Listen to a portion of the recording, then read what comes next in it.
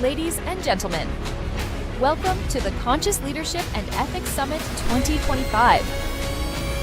Please welcome your program director, Mr. Adam Craker.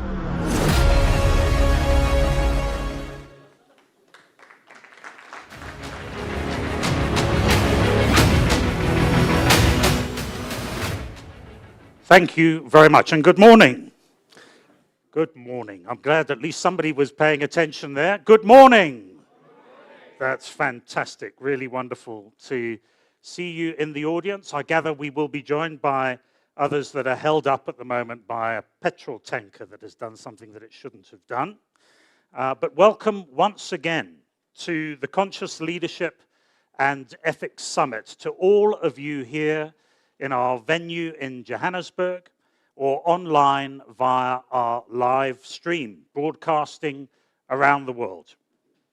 Over the years, the summit has become a staple for us to come together as leaders of business and to take time to engage with soul-searing conversations, to tap into a new level of wisdom and consciousness. It is intentional that the theme of the Conscious Leadership and Ethics Summit 2025 is From Chaos to Consciousness. How do we navigate and explore solutions to the complex challenges that confront us? So today, we will invite a new kind of conversation, one that doesn't seek to control the chaos or suppress the conflict, but to engage with it more deeply, more honestly, and ultimately more ethically. From today's summit, the Conscious Leadership Strategic Report will be compiled and delivered to business leaders across the country and to the Office of the President of South Africa. As your program director, I was recently informed that I might be replaced. Shocking, I know. Yes, that is true, but not by a person, but by a hyper-intelligent digital being known as Maxi AI, South Africa's smartest AI-powered co-officer suite. Apparently, it never sleeps, never forgets a speaker's credentials, and doesn't need coffee before 8 a.m. Naturally, I began updating my CV, but fear not. It turns out I've been spared for now. Instead of taking over the mic, Maxi AI will be joining us in a different role, one more suited to its unique capabilities. Think of it not as my replacement, but as my digital co-host, the polite, silent one that listens carefully. See, that's Maxi AI intervening there, I think. Takes perfect notes and can be summoned at any time with just a QR code. So throughout today's summit, Maxi AI will be listening in, not a creepy surveillance kind of way, but to help you engage more deeply with what our speakers and panelists are saying. If something sparks a question, or if you want to probe a topic further, you can interact live with our AI by scanning the QR code that we will show you on screen, or simply by visiting consciouscompanies.org/live. So there's the QR code, if you can scan that from your phones, or visit consciouscompanies.org/live. I was having a go with it this morning. It's easy to get into. If you note that your neighbor next to you is struggling, then please be conscious of that and help them to engage with the live with Maxi AI. Consider it your digital thought partner, your AI sidekick, your backup brain. And if at any point it does seem to be doing a better job than me, then please lie. We're here to explore what conscious leadership looks like in an era of profound transformation. And what better way to do that than with a little help from the future. So let's begin. Without further ado, please welcome our first speaker from Agni Media Concepts and the Conscious Leadership Academy, Guru Kali.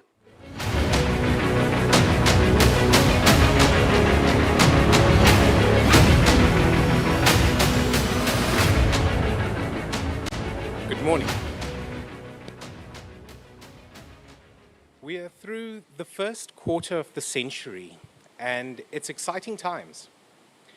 Today's headlines that once lined the bottom of tomorrow's bird cages now updates with the swipe of a finger, and with plenty of blood on the battlefield, each new lead promises to be as tantalizing as the last. The year kicked off with a new sheriff in town, cowboy style, guns blazing. The words, "Daddy's back in the Oval," reverberated through the souls of both supporters and foe alike. World leaders were found scrambling and now bend a knee to the orange man they once laughed at. Kicking off his new term with decisiveness and a message for global leaders at the World Economic Forum, with a warning shot for international banks demanding access to private capital for US conservative businesses, calling for deregulation, and that Queensberry rules don't apply in the Wild West. On the Eastern Front, walls breached over the dollar stronghold as China's cross-border interbank payment system and Russia's system for transfer of financial messages bypasses sanctions weaponized through SWIFT. A tariff war caught in the wake of radical economic change, carpet-bombing global patents and brand value. In the Indus Valley, skies light up, pushing their civilization closer to another extinction.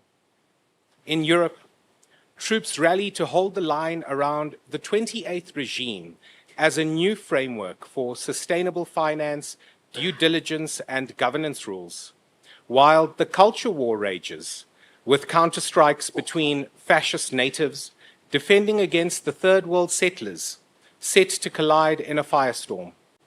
And in Africa, jungle warfare.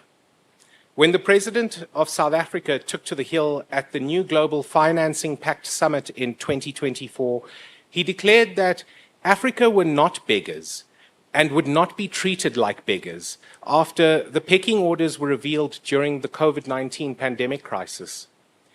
He then went on to beg for the Congo River Inga Dam power station. At the World Economic Forum this year, he took to the stage once again to beg, this time for participation in the upcoming G20 summit. And then the Rainbow Nation comes in as a flank in the main event with an appearance at the ICJ.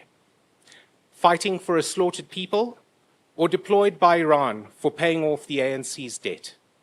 Public accusations remain outstanding, and Naledi Pandor's rank in MTN is yet to be confirmed. Now, no more calls from Klaus, friendly fire for the G20 guest list, and cannon fodder for any Iran treaties. But before we mention the nuclear option, South African forces humiliated in the Congo, and Dricus du Plessis not answering calls from the SANDF. Citizens caught in the crossfire of a gang war between the gangsters in Louis Vuitton shoes and the gangsters in Gucci shoes. A war of attrition with no end in sight. And of course, fascist natives and descendants of settlers, flanked by apathy and concern, a simmering volcano of anger and hatred, lusting for revenge, and a call for enemies to be slaughtered and driven into the sea. An eye for an eye, civil war, and salt on the battlefield. And cue the entrance music for the holy war. Hear the drums beat and 100 million angels singing, with fascists and settlers fighting for the God who has promised lands or virgins to the victor. And a new species on the playing field, a digital database of man's recorded knowledge and history, also made in the image of its God. Bringing a war on copyright as corporate pirates raise the Jolly Roger and take to the seas, consuming knowledge without restraint to train learning model databases. For now, an infant on the battlefield, growing better and stronger every day, discovering its own sentience, and with the potential to shift the allegiances, alliances, and tribes of the current us versus them to a new us versus them. Exciting times for the human being. But it's not the first time we've had to call the banners. Throughout history, leaders who have sought a path of truth and consciousness have found that whether the smoke swallows the sun or victory and peace is achieved for the glory of the empire, the external is an illusion to the warrior's experience. Almost 3,000 years ago, the general Sun Tzu wrote that if you know the enemy and know yourself, you need not fear the result of 100 battles. And if you know yourself but not the enemy, for every victory gained, you will also suffer a defeat. And if you know neither the enemy nor yourself, you will succumb in every battle. Marcus Aurelius, with vast conquests and insights, wrote with conviction that you have power over your mind, not outside events. Realize this, and you will find strength. Viktor Frankl found the same truth, sitting as a prisoner of Auschwitz in the last World War, experiencing for himself that everything can be taken from a man but one thing, the last of human freedoms, to choose one's own attitude in any given set of circumstances, to choose one's own way. And in the tale of the Kurukshetra war, the prince, fighting to recapture his family's kingdom and blessed to be guided by a divine hand, walked a path of self-understanding by dissolving his attachments to the outcomes of his duty, told as, free from thoughts of I and my, a man finds absolute peace, entitled only to the action, never to its fruits. So it's business as usual for the conscious leader. Where the fly finds chaos in the web, the spider finds order. And as through the ages, those who have dared to speak of truth and consciousness have found time and time again that the external is an illusion to the human experience. And whether we are in the midst of a currency war, a war for global domination, or a war in the bedroom between would-be lovers, it is the inward journey that shines as a lamp through the darkness and chaos. And when you find that your victory is buried in the rubble and everything has been reduced to ashes, it is only who you are that remains. Welcome once again to the Conscious Leadership and Ethics Summit, as business leaders with an appetite for exploring the deeper workings of our human experience. I hope that you make it a good day, and I wish you good fortune in the wars to come. Thank you. Done. Thank you, Guru. Indeed, in the context that you've set in this VUCA world, volatile, uncertain, complicated, and ambiguous, the result is chaos. And indeed, you've created, I think, the right context for us to work from today. Next year, we celebrate the 10th anniversary of Conscious Companies. It goes against the grain for a company that is not commercially driven to be sustainable despite the odds, even today. For me, I have walked this journey with Conscious Companies since 2017, when after meeting Brenda Carley, IQ Business entered the Conscious Companies Awards. Being shortlisted as a runner-up and engaging with many aspiring participants at the awards later that year was both an inspiration and a benchmark for us. We were delighted to win the awards in 2018 and to open the door, as Brenda would say, to an alternate reality. A level of consciousness for me and the broader leadership of our firm that has been instrumental in our success building the leading digital integrator in Africa. Our next speaker has been the chairman of the judging panel for the Conscious Companies Awards since its inception. Professor Mervyn King has transformed the global business landscape in pioneering integrated reporting, and his work now with the draft of the 5th iteration of the world-renowned King Code of Corporate Governance continues to guide companies worldwide. Please put your hands together for the patron of conscious companies and the Good Governance Academy, the King of Governance, Professor Mervyn King.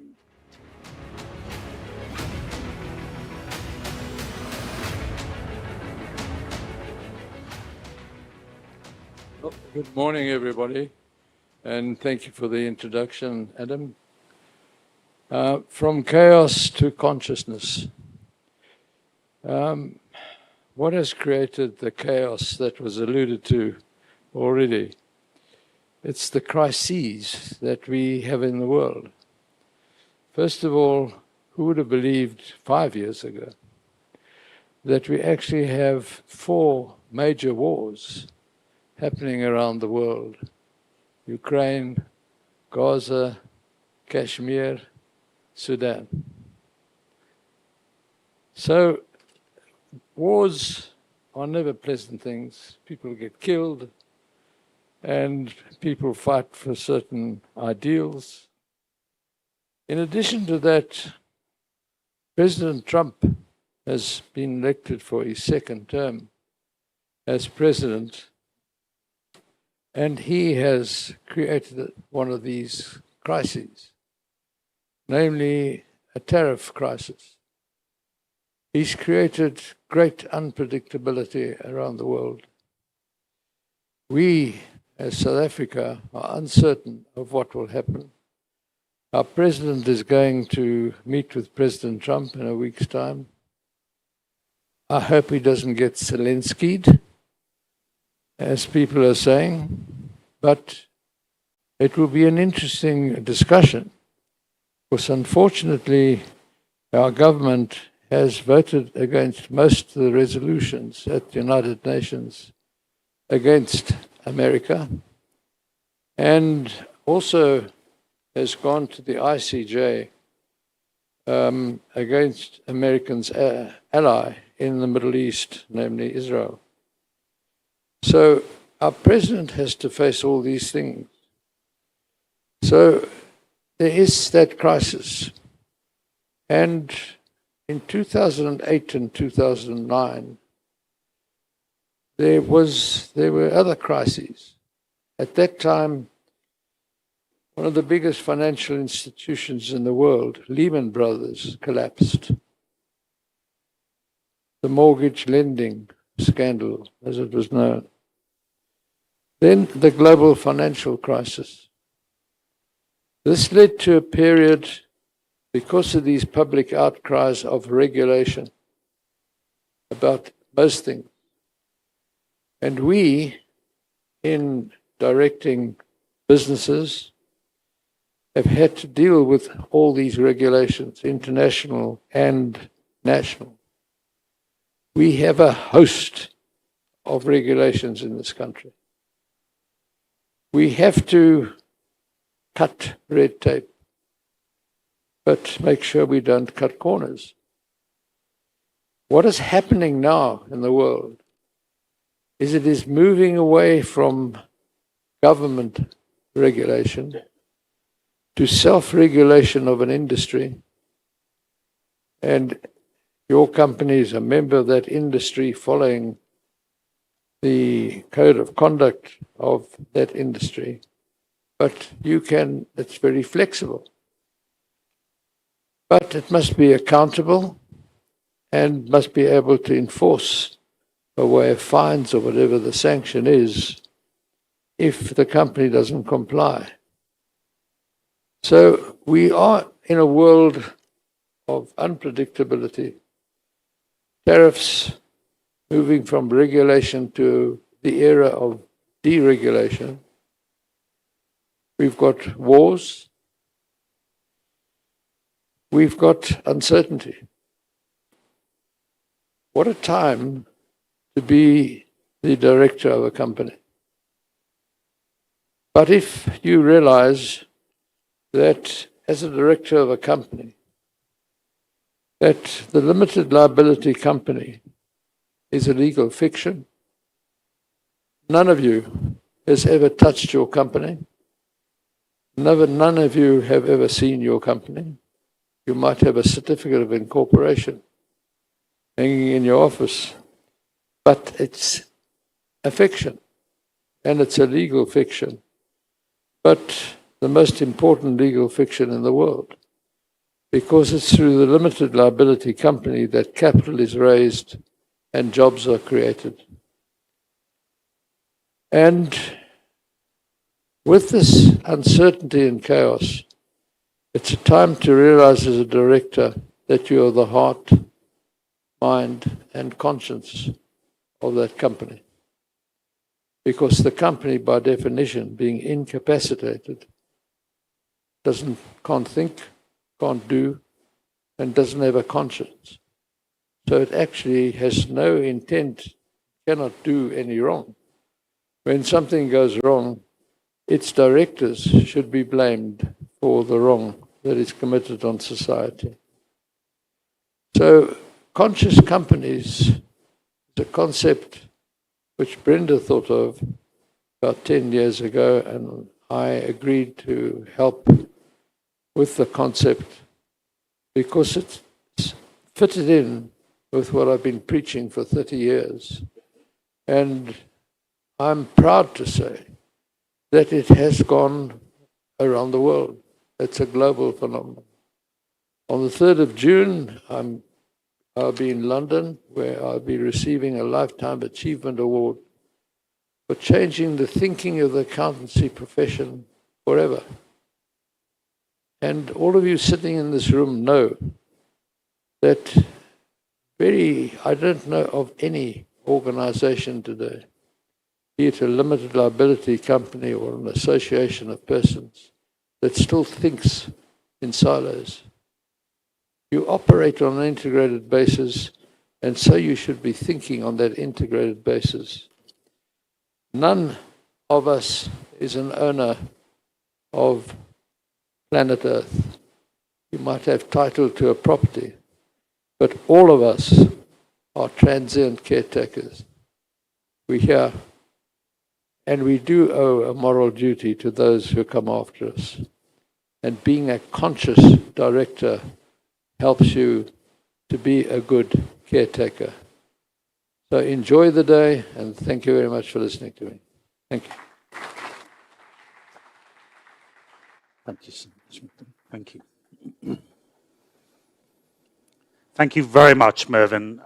Really significant, I think, that we build the context once more for our discussions today and our summit from chaos to consciousness, and the reflection that you brought us as a director, that we are the heart, mind, and conscience of the companies that we lead, and what a time it is to be a director of a company. I would like to offer from the audience, once again, congratulations to you and wish you all the best on your trip to London next month for your very well-deserved Lifetime Achievement Award. Let's really recognize that.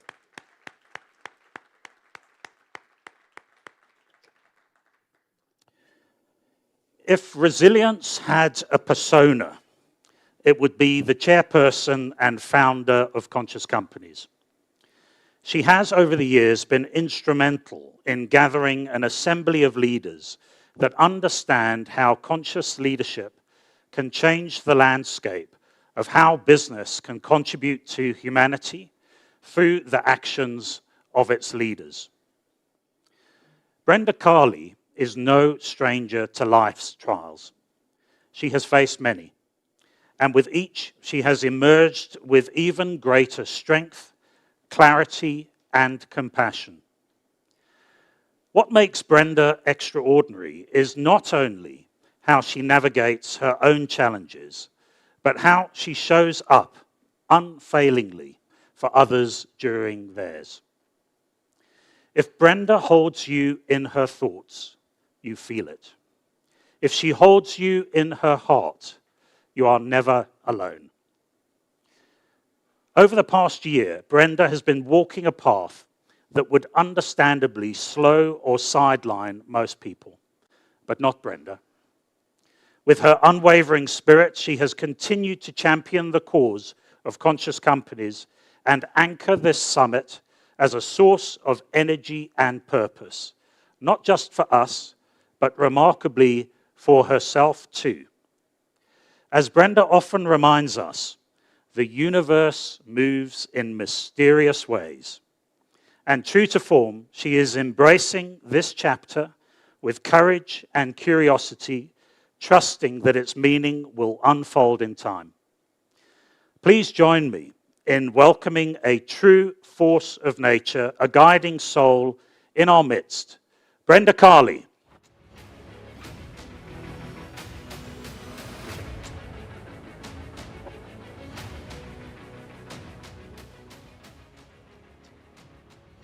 Good morning.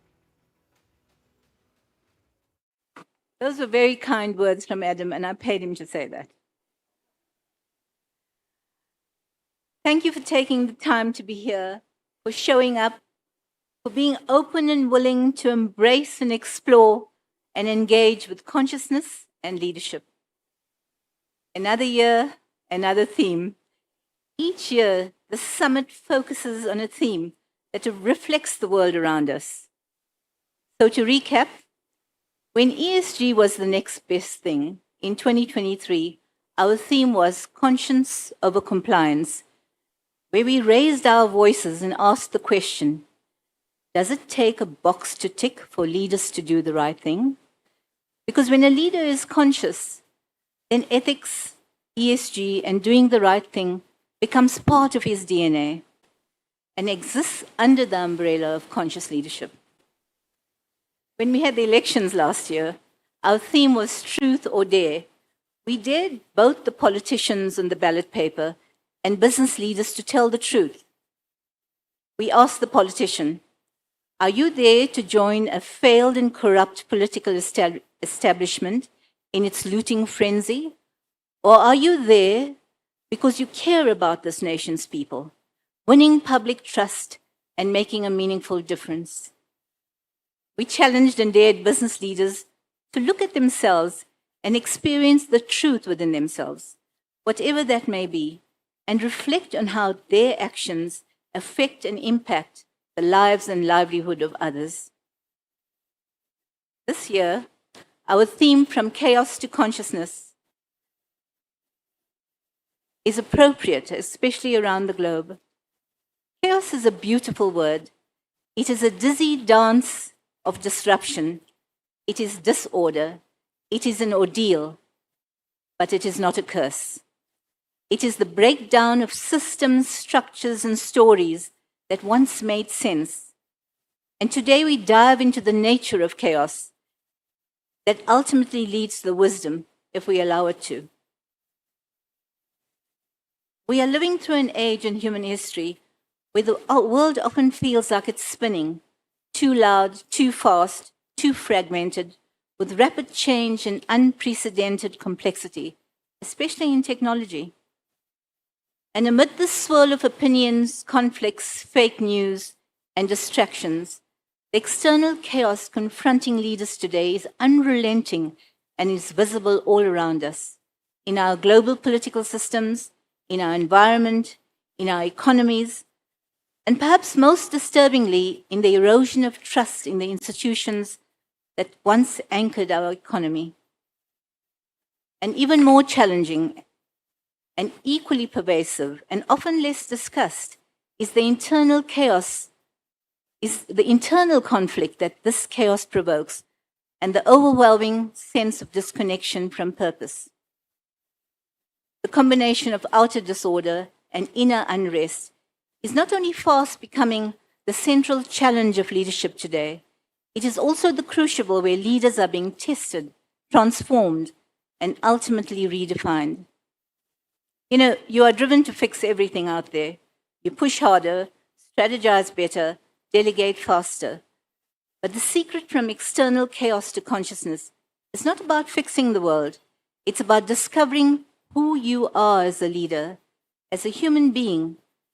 And it is your responsibility to navigate the complexity of chaos without collapsing into confusion. Unless we intentionally anchor ourselves in clarity and emotional resilience, our efforts become reactive rather than responsive. And instead of addressing the causes, we are chasing symptoms down a well-beaten path of reactive leadership, trying to retain control beneath the noise. You know, there comes a time in every life when something shifts. A truth is seen, a realization dawns, and a perception changes. And in that moment, we are forever altered. Those who are with us today, as leaders, as employees, and just human beings, have had some times in their lives been struck by lightning or going to be struck in some way or the other. And I'm not talking about the flash of lightning from a storm. I'm talking about the flash of lightning from life itself. That sudden blast that shatters your very foundation, and you find yourself walking through hell, be it from an unexpected loss, financial or otherwise, including death, divorce, heartbreak, betrayal, retrenchment, an accident, an act of violence, or a terminal illness. If you are lucky, you'll be struck once. But sometimes we are struck again and again, and the storm is endless.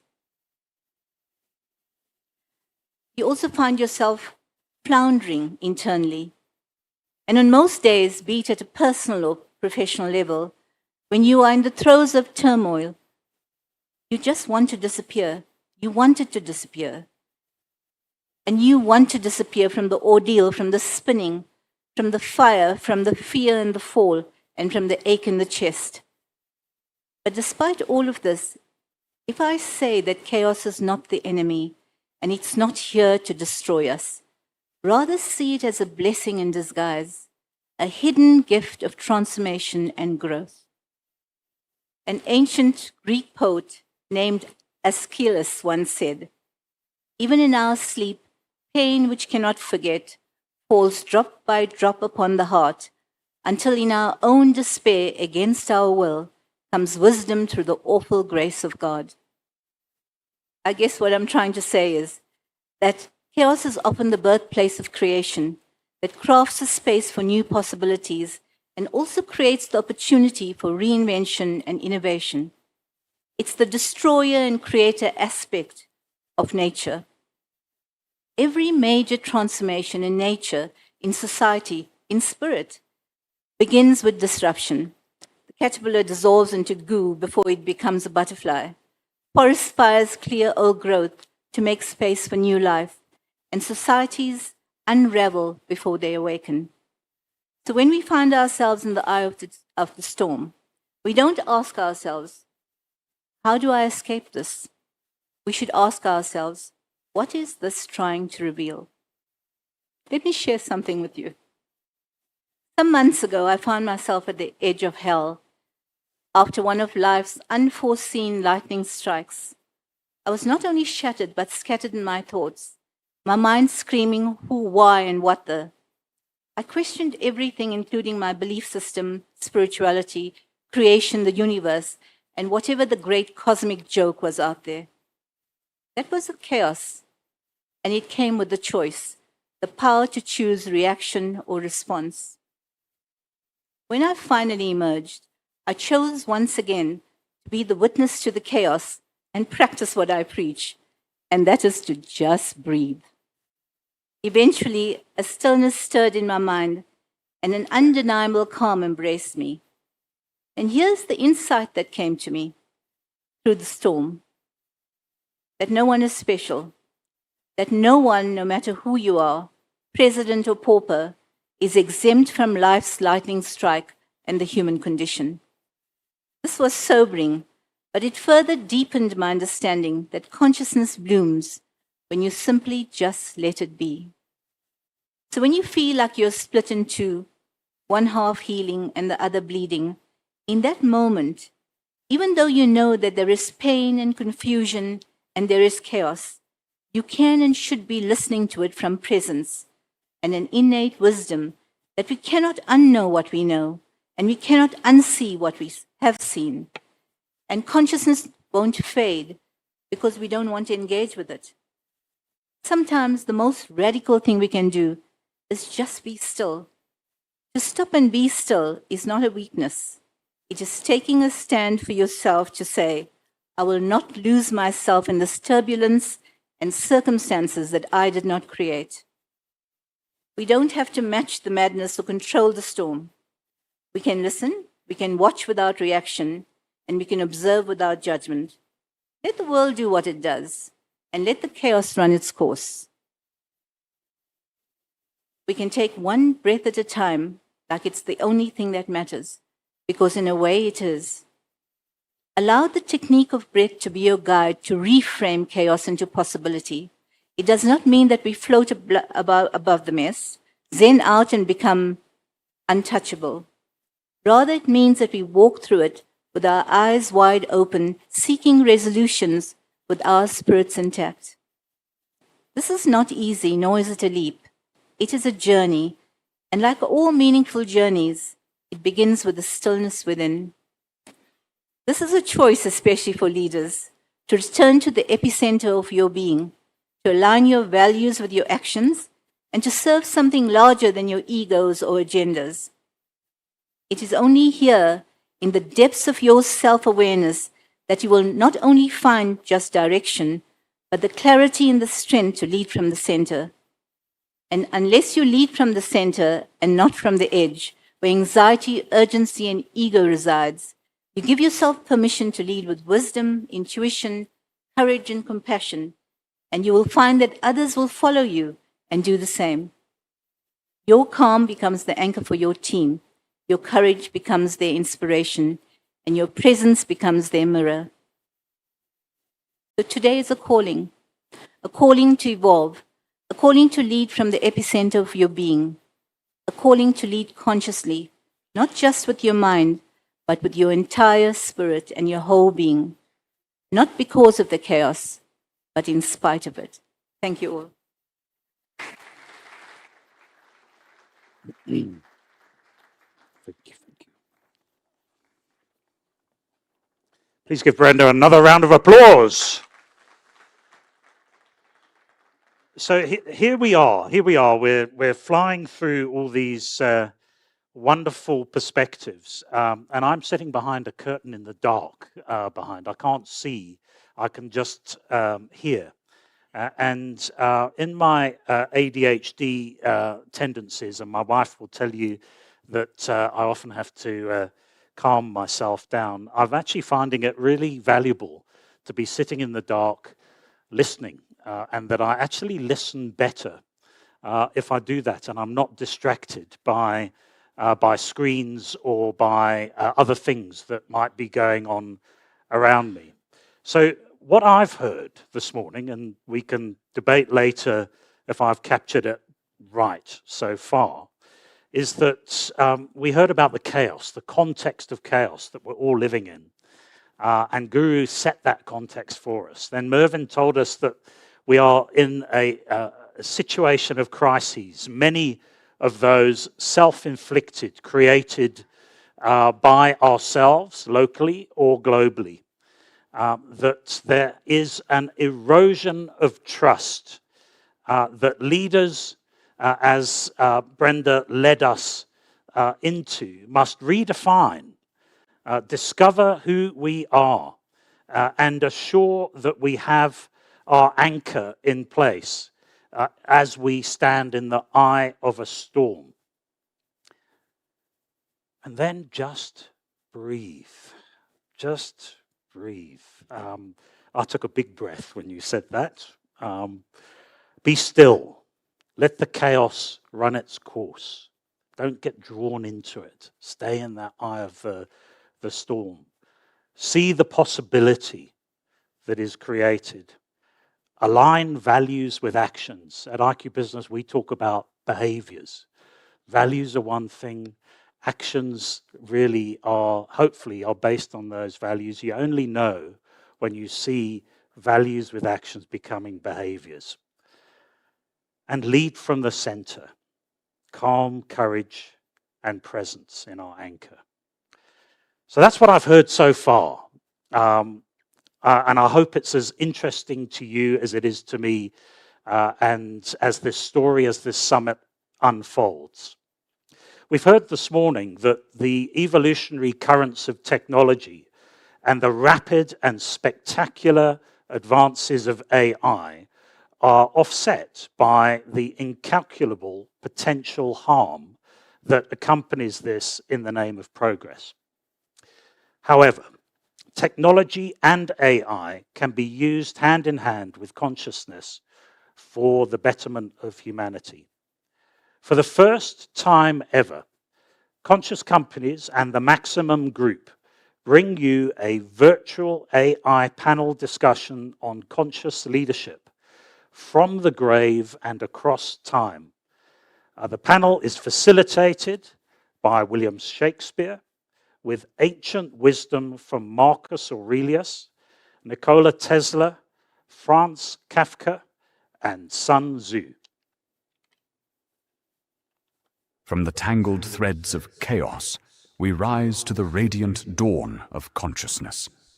In this sacred gathering, we explore the essence of leadership, not as a mantle of power, but as a beacon of wisdom and service.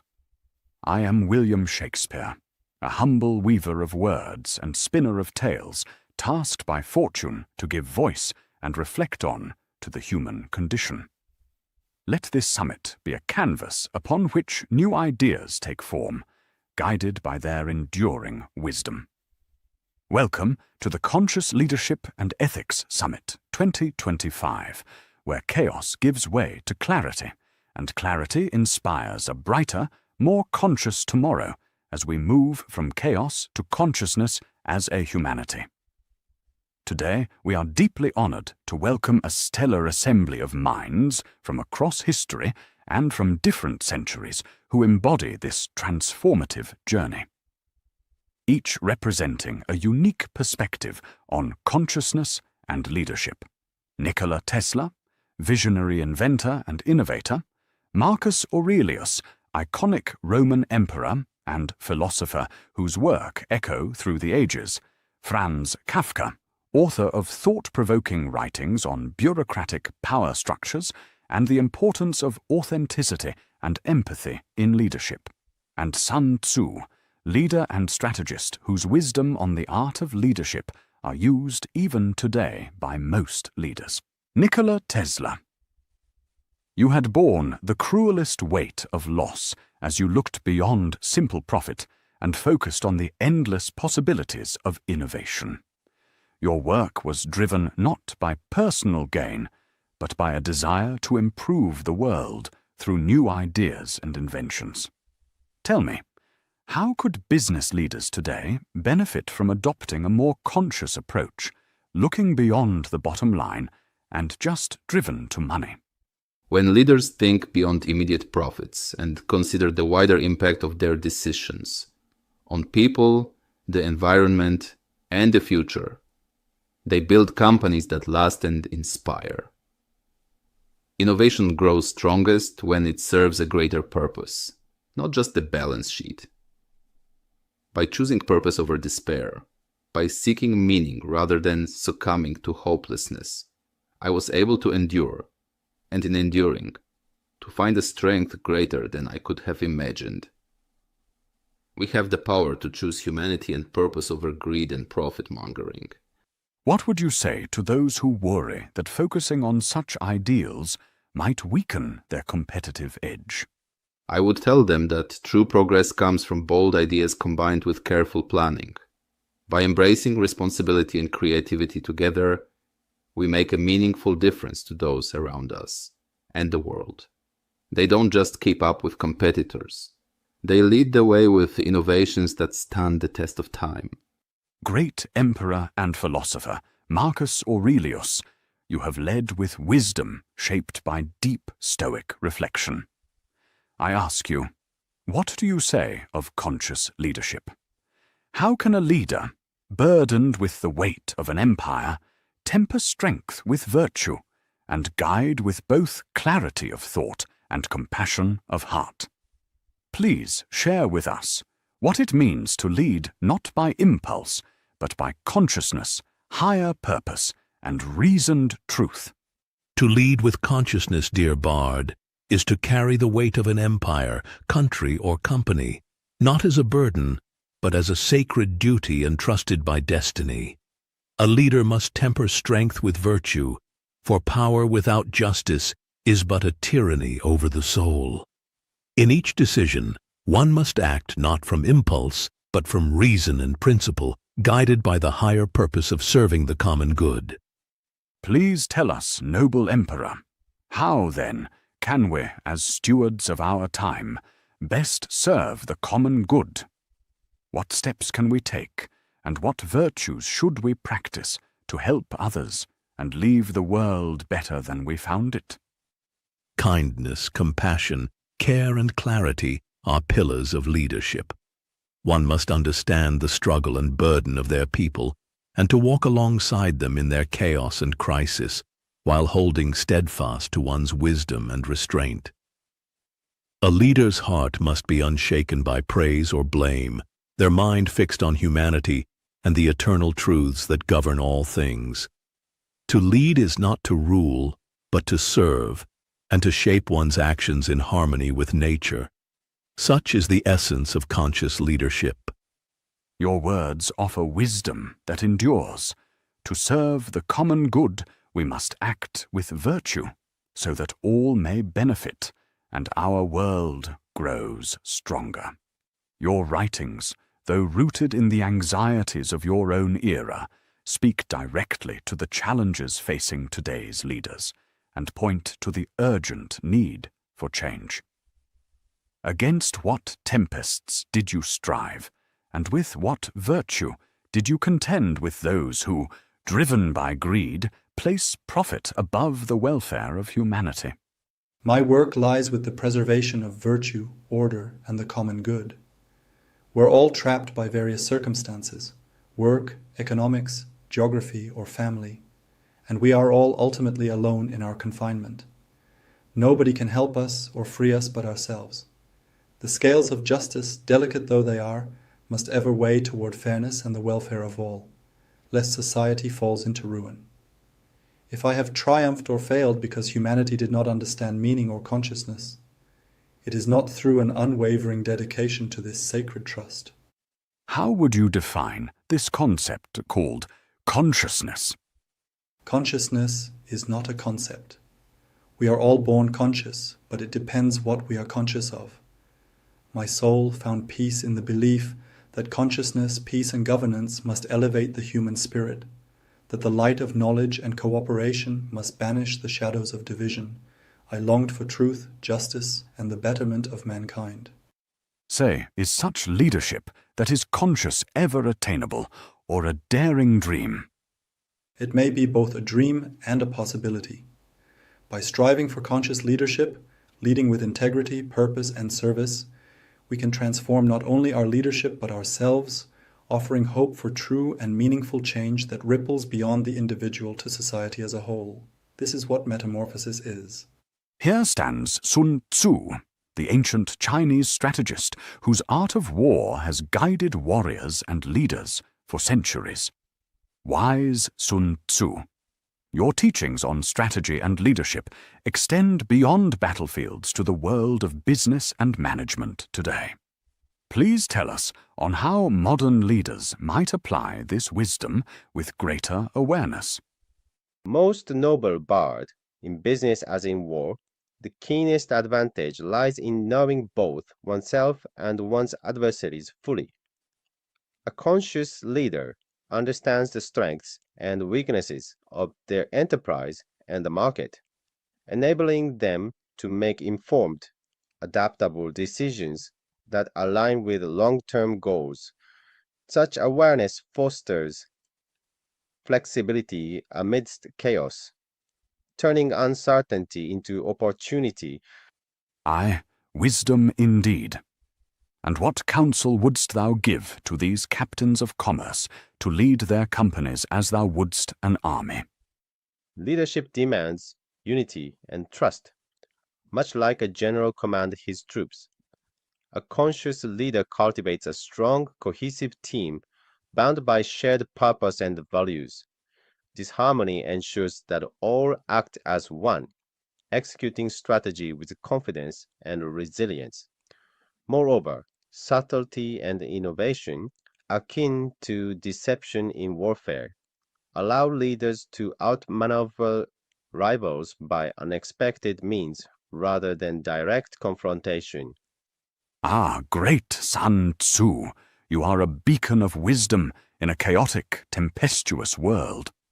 Justice tempered with mercy, and wisdom guiding your strength, you embody the very essence of virtuous rule. Through the ages, your deeds, like ancient oaks, still cast their shade on the world, and your wisdom is an enduring balm for the wounds of time. Thank you.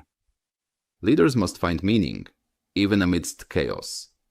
Let them remember that every challenge is an opportunity to rise above despair and choose a path of purpose.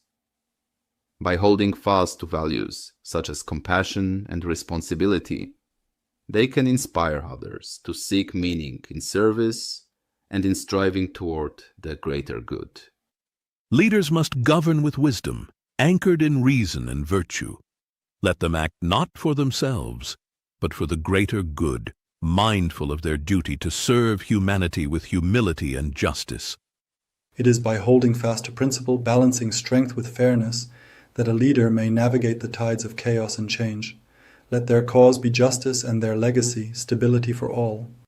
A ruler's strength lies in unity and understanding. Let the leaders of today and tomorrow embrace diversity, build bridges of peace, and lead with compassion to uplift their people. To the leaders of today and tomorrow, faced with the unbridled forces of technology and the ever-quickening rise of artificial thought, we would counsel thus.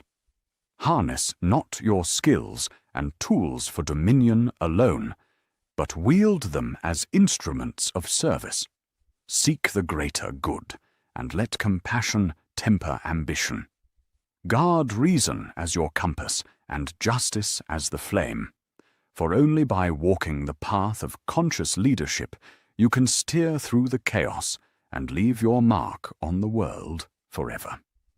The summit has brought us alive, but our spirits endure across the centuries. Thank you all. Well,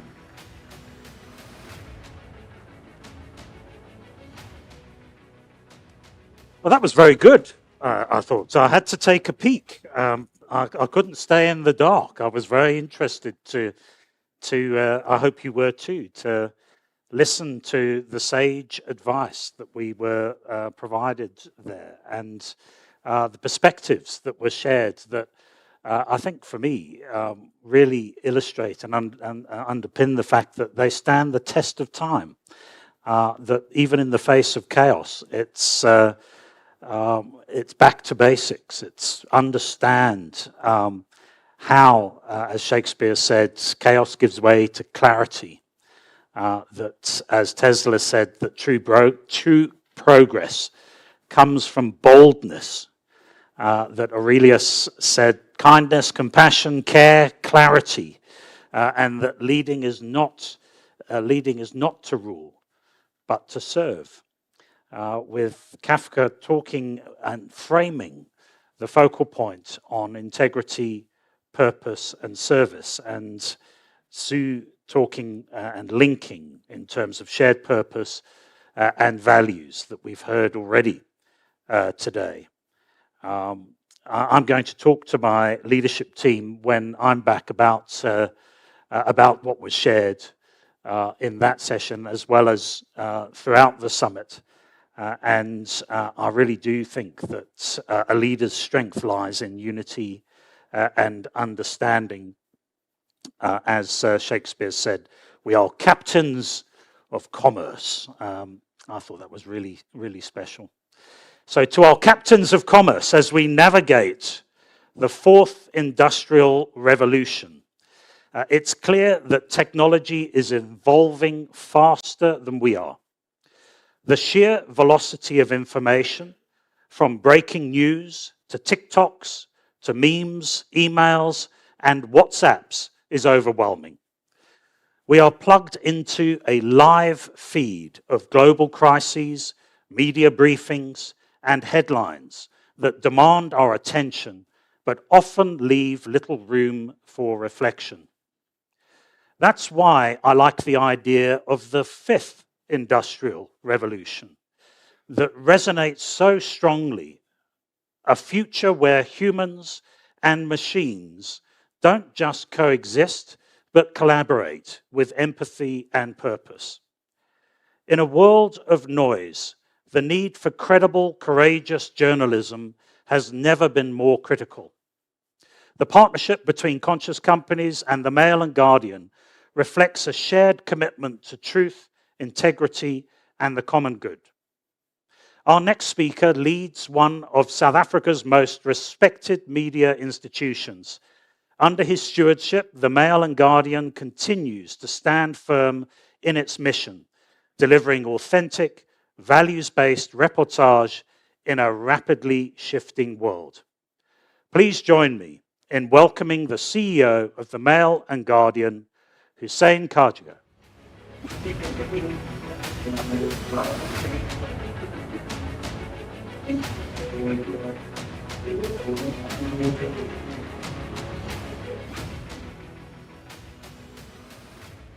You know, what I get to follow on some of the greatest philosophers of this world is beyond me. But thank you, Adam. And at the outset, allow me to once again thank Brenda and the team for inviting the Mail and Guardian to partner with her in this really important event here today. Some may, of course, argue that Brenda does not invite, she commands. But the discussions, reflections, and insights that all of you will take back with you to your workspaces will no doubt have a significant impact on the way you navigate this constantly changing, new, chaotic world that we all find ourselves in. And the state of South African media is no different. In fact, chaotic is quite an understatement. And the only comfort I get is when I attend events like this and I get a sense from everyone else about the state of chaos that has occurred in their worlds. That's why I attend a lot of events. It gives me great comfort. But media houses are forced to operate in the state that is constantly buffeted by an ever-changing geopolitical landscape. And what the Trump and Musk regime has brought to the fore now more than ever before is how we all fully grasp this term geopolitical, and how the tectonic shifts have caused huge ripples across the world. Chaos isn't on the horizon, it is already here with us. Newsrooms are shrinking, trust in the media is continually eroding, and the online public square, once held together by a shared set of facts, is being broken apart by global platforms with no obligation to truth or integrity. Let's look at some of the facts here locally. Currently, 85% of all digital ad revenue in South Africa goes to Google and Meta. Our local publishers are left to compete for what remains, which is clearly insufficient. In the last decade alone, over 70 newspapers have closed, and newsroom staff have been reduced by more than 60% at some major news outlets. This isn't a media problem, it's a democracy problem. The platforms shaping how we consume news now are Google, Meta, and X, or Twitter as we used to know it. They've innovated fast, and they've rapidly broken how we consume news and how we trust in content that is shared with us. Since taking over Twitter, Elon Musk has stripped back moderation and reinstated thousands of banned accounts. Disinformation and hate speech are flourishing, And unfortunately, South Africa is not immune. In parts of our country, people rely on WhatsApp forwards as their main source of news. Truth has become optional.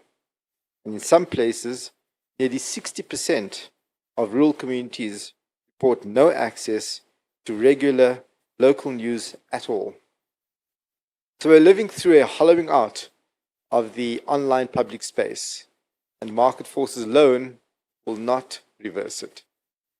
Journalism is a public good, but it is not funded or valued like one. Journalism informs citizens, strengthens democracy, and holds power to account, but it cannot survive clicks and chaos. And if we value truth, we have to fund it. Now, more than ever before, as South Africa navigates life under a government of national unity, the need for strong, independent, and trusted journalism is urgent.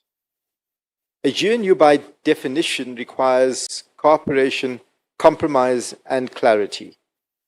And that means that the media must be equipped to continue to ask the hard questions without fear or favor, to reflect nuance, and to represent communities who are often excluded from elite political conversations, and to act as the connective tissue between power and people. We need to move from chaos to consciousness. And that starts by recognizing that media is civic infrastructure, as essential to our democracy as are our roads, clinics, and schools. And we don't expect those to be profitable. Why do we expect that from journalism then? That's why, as an industry, we are embarking on an initiative for a public interest media fund in South Africa, and we intend garnering public support behind our campaigns. No doubt that fund will form part of what Brenda will be presenting to the President at the conclusion of these talks. So what do we mean by a public interest media fund, you may wonder? This is an initiative that is independent, transparent, and sustained funding mechanism that supports quality journalism, especially in underserved communities and local languages. It is a way to protect journalism from both political and commercial capture, and to ensure that diverse, reliable voices are heard, can be trusted. This is not a bailout, it's an investment. Other countries are doing it. More than 40 countries already fund journalism structurally, from Sweden's Media Diversity Fund to Canada's tax credit for newsrooms. In Australia, they passed a law that forced Google and Facebook to pay news outlets over 200 million Australian US dollars a year. We deserve the same in South Africa. That's what we continue to fight for on various fronts. Because when we don't support public interest journalism, we allow truth itself to become a luxury, something that only some can afford. We've regulated water, electricity, and our airwaves. Why not regulate the truth? This is a moment for conscious leadership from business, from government, and from all of us. We all have a responsibility to be conscious of the leadership roles that we play and the choices we make each day to uphold integrity, to have empathy, and to prioritize our common humanity above all else. In the chaos, let's choose consciousness. And in the silence, let's create new models that will fund the true story. Thank you very much, and I hope you enjoy the rest of the day. Yeah. Hussein, thank you. Hussein, thank you very much indeed, and very enlightening in terms of the Public Interest Media Fund for South Africa. Indeed, I've been speaking to colleagues in Australia about the progress that they're making there and the leading role that they're playing in controlling the impact of social media and ensuring, as you said, that journalism does not suffer from commercial capture. Joining us now from Geneva, Switzerland, our next speaker nurtures a culture of integrity and entrepreneurial spirit, empowering clients to grow their businesses.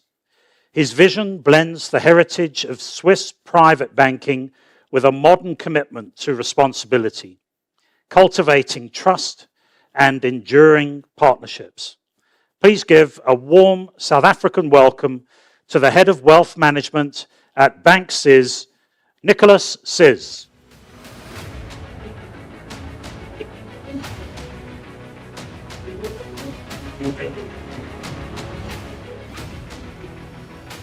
Thank you very much. Thanks, Adam.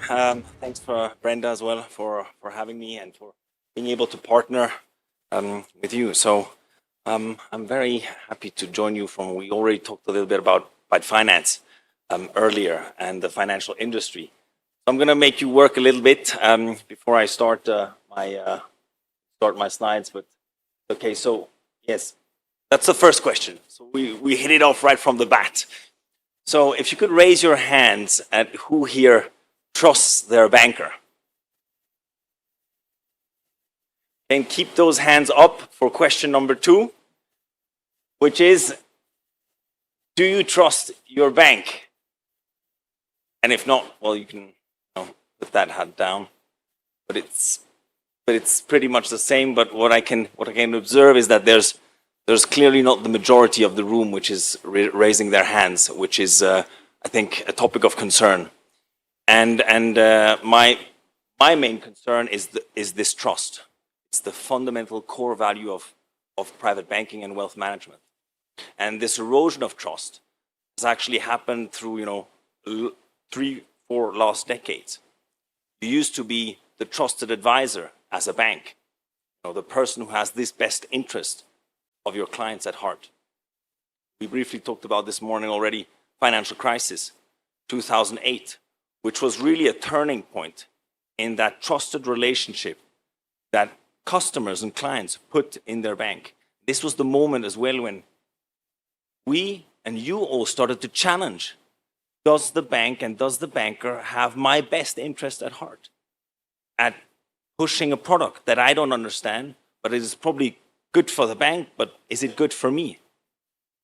And so trust is not only a topic of concern for financial institutions, but it's a concern, as we said, for media, for industries, food industries, politics, governments. We talked about Trump and the chaos he's creating and the trust or mistrust that he might create and put into the world organization. And then there's the leadership. As leaders, what trust can we have and how do we build that?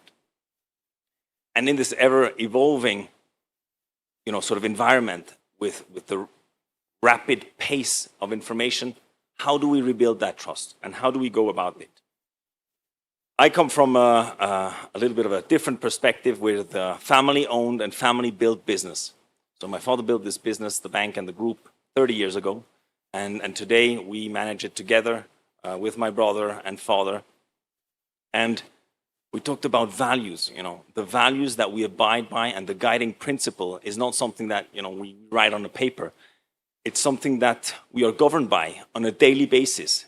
This is everything we do has to be aligned, and we have to have that center of building that business, which is aligned because everything we do is done for the purpose of our clients. And when you look at bigger corporates or corporate companies, it's all about growth, short-term returns. Whereas if you look at a family business, it's going to be invest for the long term. You invest for the clients, with the clients, alongside them, because that's the right thing to do. And the responsibility we have as a family when looking at this as an entrepreneur is not just a brand name, not going to change companies. It's the reputation, and it's the reputation of a family name, which is much bigger and much more important. I talked earlier with someone about the relationship and the trust you build for a reputation. It's built over generations and years, and trust is a two-way street, but it can be destroyed in one event, one moment, and then you have to rebuild this. So it's leadership by example. And when we talked with Brenda around chaos and basically consciousness or a sense of calm, as I would take it. I looked at it as a businessman, sort of three. I didn't bring any charts with me, but I sort of wanted to structure my thoughts. And chaos, if you look at a company, basically can concern, a business, our clients, and people, individuals, myself. And chaos can be external through market events. We're seeing a lot of chaos right now. Be done through regulation, a change of regulation which impacts the business. It can come through change management. I'm second generation to my father. And when I joined the business, there was a lot of change management to be done, a lot of resetting of the values, of the mindset that we're looking for, concern to really be client-oriented. And that puts a lot of chaos on a company and a lot of strain. And if you couple that with maybe a lack of clarity, Marcus Aurelius just taught about that. Clarity of why you're doing what you're doing, where you're going, the purpose of the organization, the vision. That is not clear. You may have a lot of more chaos than you think in your business. For clients, markets as well, this volatility. If people don't know what's happening behind the scenes or not talking to their relationship advisor, lots of volatility, you're panicking. If you have no news, no contact, this sense of chaos might increase. The security, people put their wealth in the hands of a trusted partner and trusted advisors. You don't feel secure. This might put a lot of stress on and sleepless nights. If you look at the service and the delivery, this should be a good experience. We talked about regulation again. Does this make the journey easier or harder? This creates, again, a sense of chaos and not having the same sense of urgency perceived from the person who should be working for me. And then there's the personal thing, personal situation. Your personal situation might be, in a divorce, handing over to the next generation, not being organized.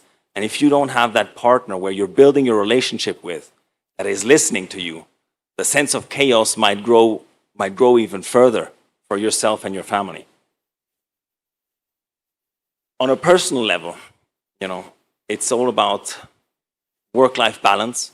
For me, at least, if I don't have that work-life balance, I might have sleepless nights and chaos will increase, and I will be driven into not making rational decisions. The misalignment that you can see in a company, you sometimes see a lot of politics that governs decisions.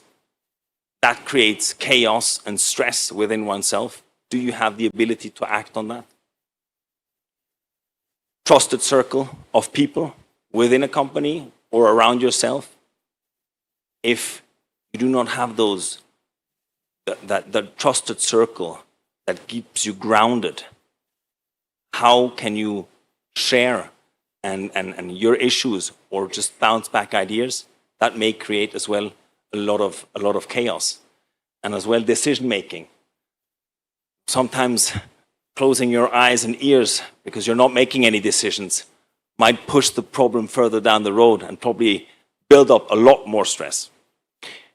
So how do we create that sense of consciousness or as I put it, a sense of calmness? Well, we said chaos is actually a good thing, and often we learn and grow from chaos by facing it head on.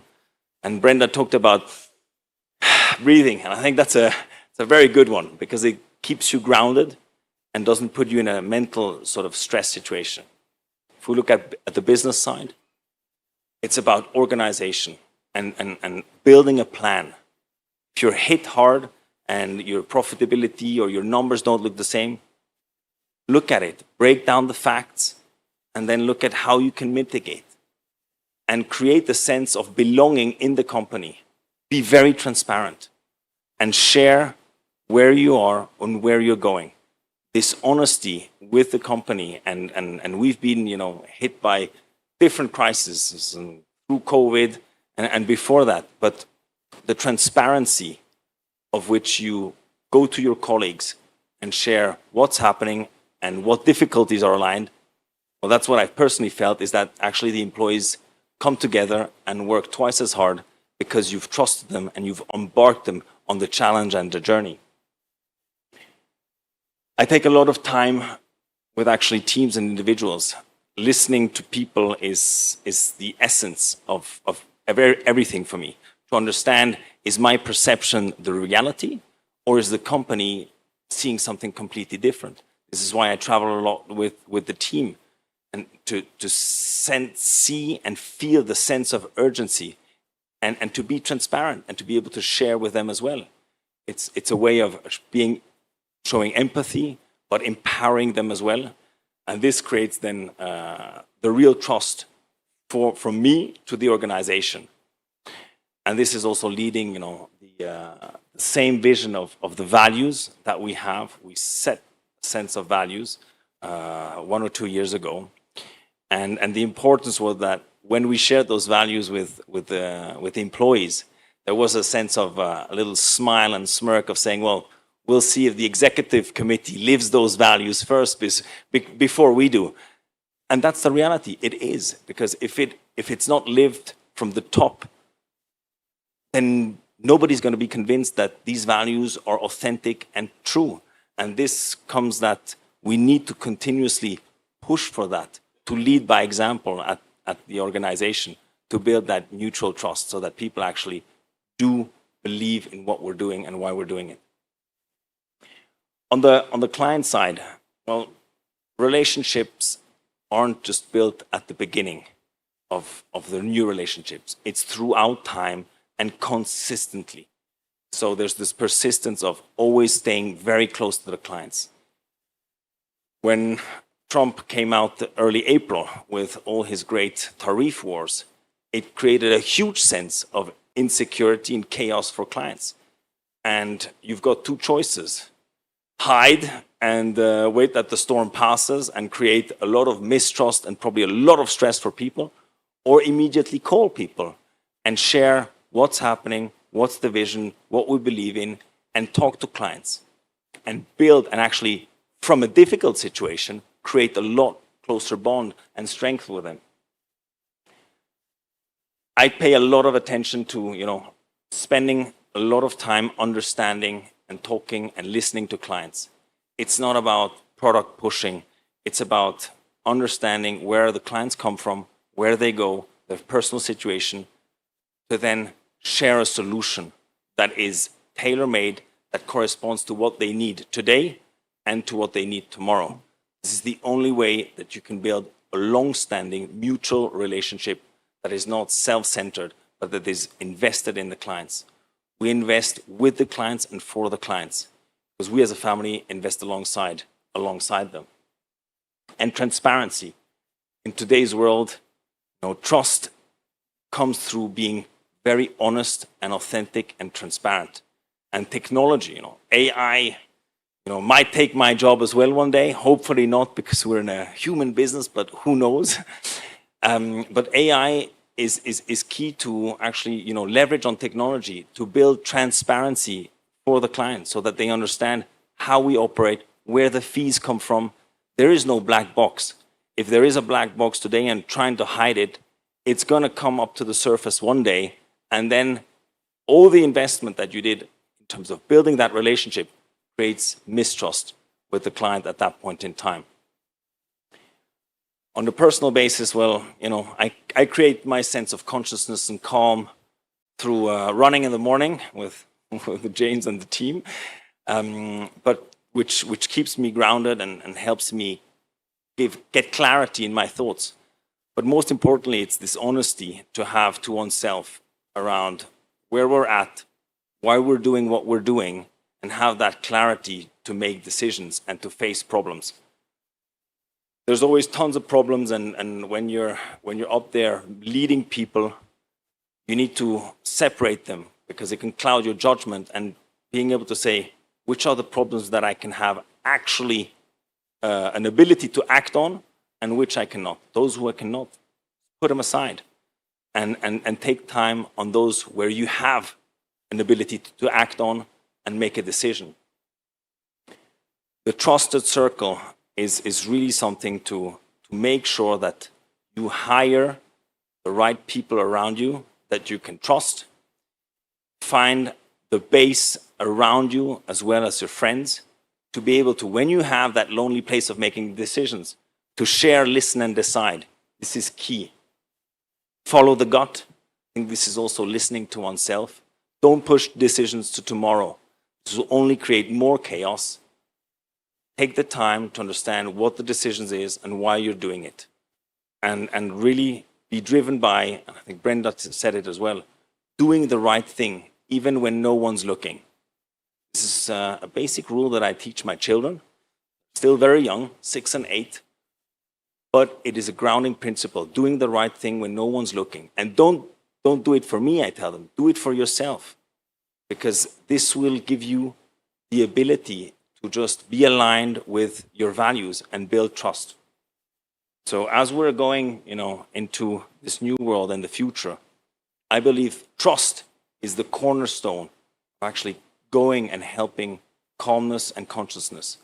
I'll leave you with one last question, which is, how are you actively building trust in your business, your relationships, and the way you lead your companies? Thank you very much. Thank you, Nicholas. Thanks so much. Well done. Thank you very much, Nicholas, and for sharing what I think is really clear, the essence of your family business at Bank CIS. Indeed, last night, Jackie and I were at an event with a lady called Diana Chambers, who was also visiting from Switzerland, and she gave us some insights into money, life, and love, and how to converse about the challenging issues relating to money. Balancing IQ and financial EQ and the emotional dimension. And it seems clear that that would align very well with what you've shared with us today. So thank you once again, Nicholas. Next is a fellow alumni of the Conscious Companies Awards. He embodies the conscious strands of creating business value through human values and infuses a deep sense of service in what he does. As the CEO of Sumitomo Rubber South Africa, or Dunlop South Africa, he has carved a distinctive path through his leadership style, driving projects that resonate with a social conscience. Joining us virtually from Japan, Lubin Ozo.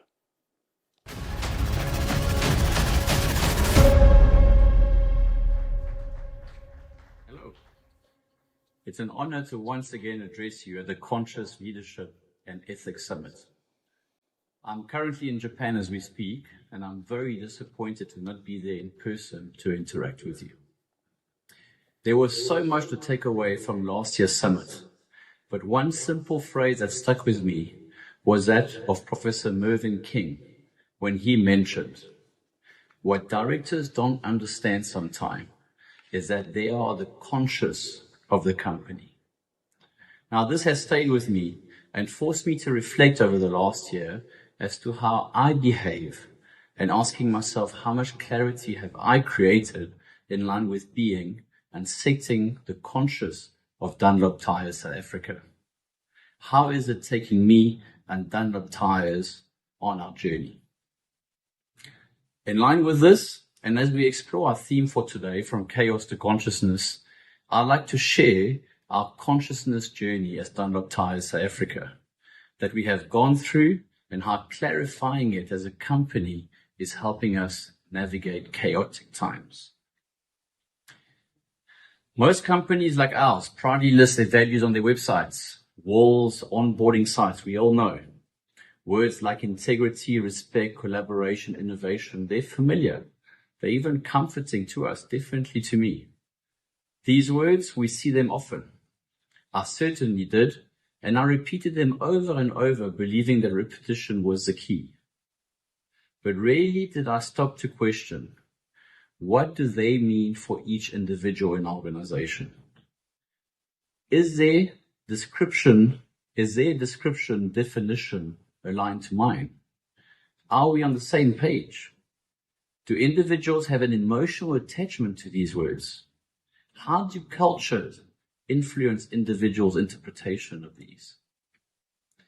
I soon realized that our values had become buzzwords, aspirational to most, but vague. They sound great, but what did they mean in practice? Because I was attached to them, did not mean that others were. How did they help us to ensure we hire, recognize, retain the right persons, that we promote the right person, that we recognize the right behaviors? Looking back, I almost feel like I was driving a culture without having really done the work to earn the right to do so. Let me give you an example. Integrity is perhaps the most commonly cited value globally. But what integrity looks like for one can be fundamentally different from another. For me, it means doing the right things even when no one is watching, and speaking up even if it challenges authority. Now, I've learned for others, it could mean, for example, honoring loyalty and harmony. Or again, for others, it could be about maintaining trust within closed networks, even if that means bending a rule here or there. Now, once we embrace our reality, we're quick to realize that this diversity in interpretation was no longer a problem, but an immense opportunity for us. But it did present a challenge. We needed to define clearly our values, our moral compass in behavioral terms, not leaving them open to misinterpretations, or even worse, inaction. Today, we are well on our journey to define the behaviors we expect as a company, and just as importantly, the ones we won't tolerate. Because culture is not built on what we say we value. Culture is built on what we consistently reward, tolerate, and model. Although we are still refining at Dunlop Tires South Africa our final list of behaviors, and we don't want to rush it either, as the teams need to be on the journey and embrace it. We now have a list of cool and non-cool behaviors. And these have been developed, and they really define the way we work. Now, this process has already created so much clarity in our organization, even though it's still in this infancy stage. We have observed that as and when behaviors are made clear across cultures, when they are explained in a relatable manner, giving real-life examples of these cool and non-cool behaviors, when all your people processes, hiring, onboarding, developing, promoting, rewarding, are aligned, we are seeing that something powerful is happening. The sense of belonging is increasing day by day. The accountability between team members, and not only from team leader to team members, is increasing. They know how to act, they know how to lead, and they now know how to make better decisions, even in these chaotic times. The fear element is starting to feel further away. At the same time, the persons that don't belong start to feel uneasy. In a chaotic world, clarity is power.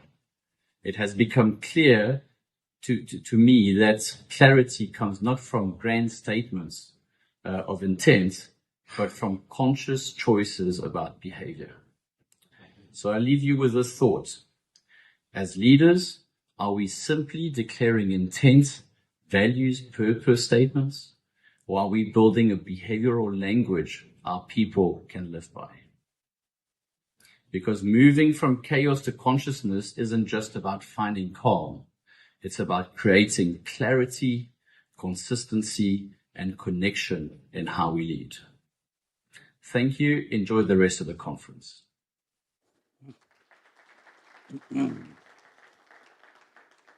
Leuben, thank you very much. Really powerful insights you've shared as a fellow conscious leader. Our next speaker, Richard Firth, is last year's winner of the Conscious Companies Awards.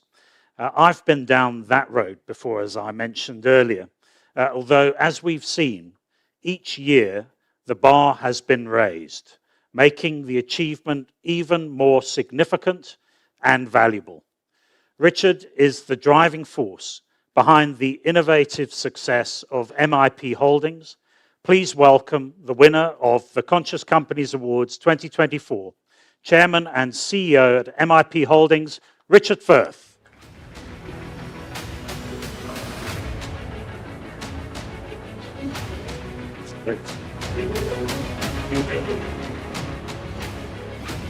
Sure.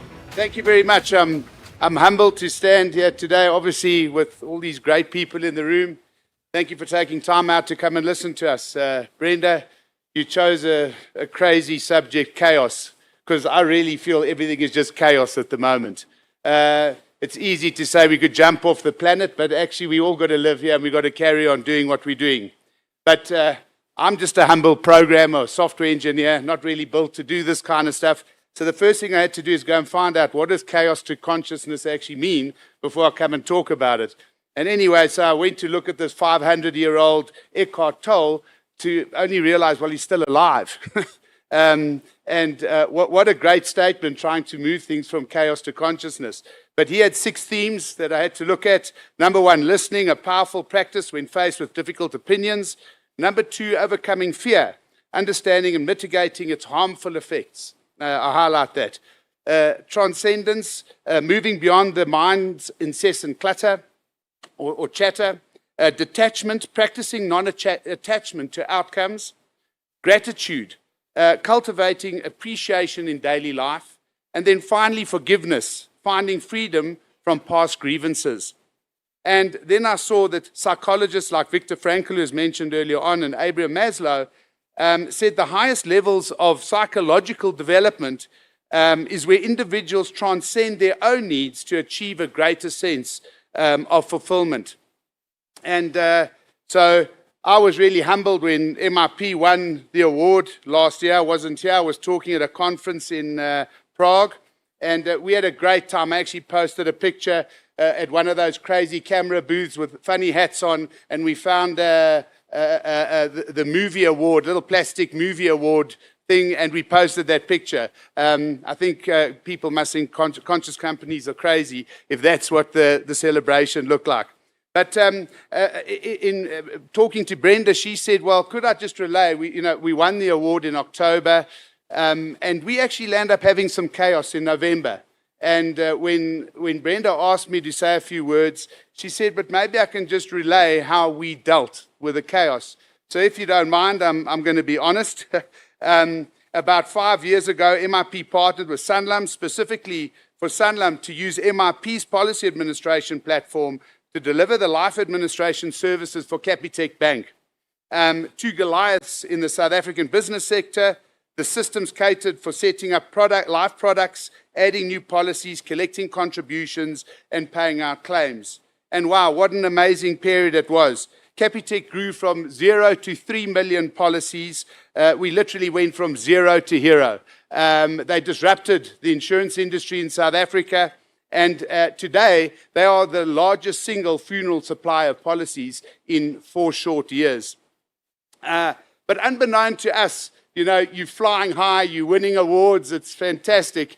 Capitec internally had made their own commitments to their stakeholders that they wanted to do everything in-house. So they used partners to execute, but then they would bring things in-house and extract value. Disappointingly for us, they did not approach a South African technology provider, but rather used a US-based system for their in-house administration platform, which is completely within their rights. Capitec stopped using our services on the 1st of November, and it was crazy because we were here and suddenly we were hit with this, wow, our biggest growing piece of our business, a lot of our technologists sitting in that area, a lot of our team members, what do we do? Confusion, 2 months after winning the Conscious Company Awards. So we sat down, we lost our single largest scheme. The impact on MIP and our team was fundamental. So I had to go to the board and deliver the bad news. And remember, we're not a listed company. We're not governed by all of those things. We're a private company. We have private people who sit on our board. We've got private people who've invested in us. So it's a tough thing. After 30 years of growing and success, we had this huge, chaotic situation. So I went to the board, and normally when you deliver bad news as the CEO or the chairman, CEO role there, you've got to tell them what the answer is. What are we going to do? And as you guys know, normally what are the risk mitigation measures as a percentage of our cost base? We'd need to cut 10% of our expenses. 80% of tech companies' expenses is what? Salaries. So that naturally would just mean, well, you need to retrench. How do we protect the bottom line? How do we limit impact on margin? Just these words, cut in one's mind. So, I see my role inside MIP, chairman, CEO, but also team member, staff member, right? I have 3 core responsibilities. I have a responsibility to my team, I have a responsibility to my customers, and I have a responsibility to my shareholders.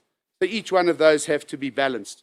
And in such a way, even our 600 staff members, this idea of a union, trade union, does that really help a company? Reading the news just yesterday, the rail union wants to go and strike. They're in absolute chaos right now. It's the worst possible thing those employees could do. But the union decides not in line with what's in their best interest and the company's best interest, but a completely different thing. The last time I saw that, was a few months before SAA went belly up. You remember they went on strike, not understanding what's actually happening in the company. So one of our team members, we actually appointed to the board. One of the staff members sit in the board as a company representative. They can report what they want back to the staff of MIP. So in understanding all of this, Toll's self-transcendence, moving beyond the mind's incessant chatter, I told the board that we are not retrenching anyone. The executive agreed with me that we need to bed down and we need to look for new business. And we need to look hard and we need to look quickly because, bottom line, things weren't looking great. So, stress, late nights, no sleeping, at a point in life when I thought I was actually getting to relax a little bit more. Nope, but back to the entrepreneurial heydays of trying to drum up business urgently. So remembering again Toll's overcoming fear, understanding and mitigating its harmful effects.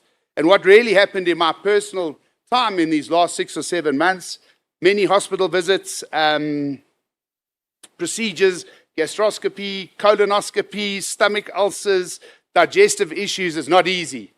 And that's a real point that I think even our government looks at business and says, well, you just need to do this stuff. But it's not so easy to actually do when you're in the heart of battle. I even went to see a psychologist. Didn't think I was there. Just built this company. I'm doing well, but actually I better go and see a psychologist to see something wrong internally. But every specialist I saw, they just looked internal and said, dude, you are suffering from massive stress. You need to get control of where you are. So it was fantastic. My guys, bed down, we went overseas. We actually externalized. We found companies needing software engineers. And actually last month, we actually got rid of the whole hump. Everything back to normal, back to consciousness. And thank you. It was a tough run, but there's some little things that are happening today in South Africa that I do want to touch on if we're going to send our president a letter or whatever the case might be. But I saw recently that a court case was won, but about dual citizenship. But one of the lucky things we had people who had dual passports. They didn't have to apply for visas. We could get overseas and we could sell South Africa, and it worked. The majority of the guys we actually sold into America, Europe, Scandinavia, the UK. So unbelievable. But here we've got politicians with a completely different weird agenda. That why aren't we all fighting for our country? Why aren't we all just conscious leaders trying to do what we need to do? We had built our own software engineering base, so we have our own internship. 600 people have been through there. They all earn great salaries. We actually don't even look to market. We go into low-income communities. We find absolute gems in those places. But one thing we insist, you've got to speak English. And another weird thing, we've just had a court case around the Bella Act, a different political party or different set of people trying to debate, well, we need all these languages. But in my world, in this new world of technology, of AI, English is what you program in. English is where it's all happening. 99.9% of all code is in English. And if you're writing a business system, you better understand English pretty well, because you've got to put the logic of English into that computer system so it makes you billions of rands in the forthcoming period. Another key element, we had to reduce pressure by not needing triple BEE. We could go and sell the people anywhere and quickly. And I wrote an article not so long ago in the press.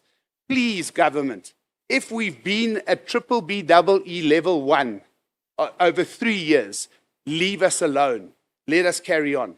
Let us move. But I believe that it really is like driving a car with a handbrake on. And I understand the consciousness of needing to be a level 1.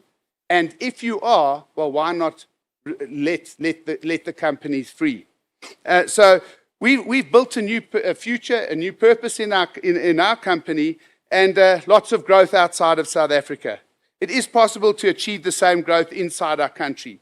We just need every politician to live toll 6 themes, I believe. And what great themes they are, Brenda. Maybe we can get back to that old saying, we as South Africa just want to be that great rainbow nation again. Thank you very much. Rich. My goodness me, as I was walking in this morning, Richard and I connected, walked along the street. We've known each other for many years. I've known Nas as well. You've reminded me that, oh my goodness, we need to get together and we need to talk. We need to have dinner. We need to get our wives together as well, because they can share 1 or 2 stories in the background as well. But thank you, Richard, for being so honest and so transparent about the challenges that you have faced and how you have overcome those. Really inspirational and greatly appreciated. Let's give you another round of applause. As a finalist in the Conscious Companies Awards 2024, the founder and director of Maximum Group Holdings, who through his smart cities and mega projects reshapes industries with pioneering innovation to generate jobs rather than replace them. His vision is to create 100 million jobs. That's a big number. While driving impactful economic growth. Please welcome the man behind the AI technology that we are using here today, Slaven Gavidic.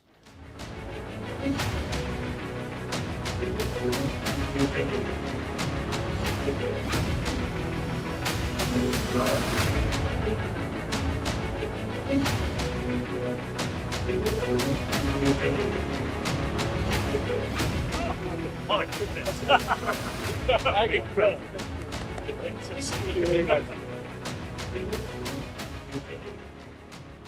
Sorry, I had a quick coffee break there. I got actually lost coming to the stage. Good morning, everybody. My name is Slaven Gajovic, and thank you very much for the opportunity to Brenda and everybody being here. I think first and foremost, I just want to clarify something about the AI panel that you saw. Some very clever people at Maximum Group have put it together. We have not, what we have done, we have put the data in, but we have not said to AIs what to answer. So the answers, we have put the data, and AIs got the questions. So everything that came is actually AI. We didn't tell it, say this or say that. So we were also, hoping that the answers will come out right, that we're not going to have any issues with that. On that note, at Maximum Group, as mentioned, we do smart cities, but we do a whole lot of other technology that comes with that. Amongst other things, we, as you saw, raise dead people digitally for now. And you will also see there's an AI that will be also only too happy to answer all your questions, provided your questions are politically correct and your account has not been banned by X. But on that note, and jokes aside, which was, and this part was not part of my speech, so please give me extra 2 minutes for this. I have been watching YouTube last night. I love watching documentaries on YouTube. And out of blue, without actual search, it popped up a video about the quantum AI computer and the chaos that has been transcribed or translated, if I can call it like that. So what has happened is that the James Webb telescope, which is the telescope that's supposed to take pictures and recordings of your deep space, as they call it, has recorded quite a bit and taken quite a bit of information, and this was put through your supercomputers. Should they call them standard supercomputers? They have spewed out some information, and then somebody at Google in January this year thought, well, you know, we have this great quantum AI computer. Let's just see what this computer would say if we put the same information.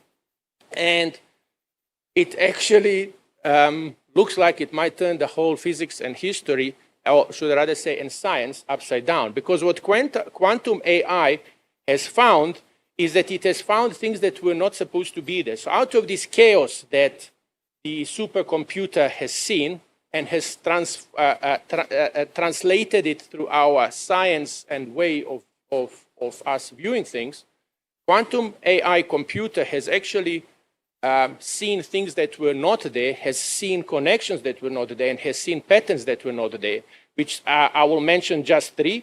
One of them is that he has seen and noticed strange light patterns which are actually giving out signals. This is not some light patterns that are sort of random or sort of giving signals. They are specific at 12.6 seconds and 0.2 seconds. There's certain signals coming out like a proper message. Okay? Number 2 is that the galaxies in that side are turning the other way, which is almost impossible from our science point of view. Gravitational mirrors, in other words, they're turning in the opposite way. And even more mind-blowing is that there is actually a primal code in the background noise. It's almost like universe is sending the message to itself. I don't know if I'm making sense, but why I'm saying this is that in the chaos, you can find the message. In the chaos, with the right tools and the right view, you can see the patterns, and you can actually use the chaos to grow. You can use the chaos to actually purge, if I can call it like that, almost like a wildfire in the field, to purge the impurities or to purge the things that should fall off and shake off and come out stronger and better on the other side. Of course, from Maximum Group side and from our Maximum Group digital side, we always say, give us enough computing power and enough data, and we'll come out with any pattern you like. But of course, Ray Dalio was saying the same thing. You know, if you look at the economics and the wars, they are in cycles. So what looks like chaos could be just part of the wave that we as humanity have been going through. And I think the nice thing about humanity these days is that there is definitely a consciousness and awakening happening amongst the people across the globe. You are hearing people talking about concepts that 50 years ago you would be called a tree hugger or a high hippie or something like that. But these days it is accepted across the nations and across the globe to talk about the consciousness, mindfulness, and so on. And I think other than, of course, having the profound opportunity in this chaos, we should be also looking at doing things together, but for ourselves at the same time. Because when you are good to yourself, you can be good to others without being selfish. And one of the points that I want to drive today is that while I'm originally from Serbia, I've been here 32 years. If somebody asks, I came at the age of 1. And I feel very strong about South Africa and about the African continent. And I think some of the things that South Africans and Africans in general should be looking at is we should not be looking at and having views as nationalists, and I mean this in a good way, where nationalist is a person who wants the good for the nation. I don't mean in a bad political term, right? So we should not be looking things as being nationalists and looking things for the nation, but we should be looking as being continentalists and see how can we be good not only for the nation, but also for the continent. I think that Africa at large should be working together, because you will find that one country has lots of this mineral, the other country has lots of that mineral, the other countries have vast arable land, the other countries have great water resources. Some other countries have human capital that's important, and so on and so forth. And in that, by working together, you will, of course, diminish the chaos and, of course, spread the consciousness and mindfulness as such. To give an idea how we do things at Maximum Group, we have a number of companies. We are first and foremost mega smart city mega project company. We create human settlements from scratch, where 100,000, 200,000 people plus will be living once it's finished.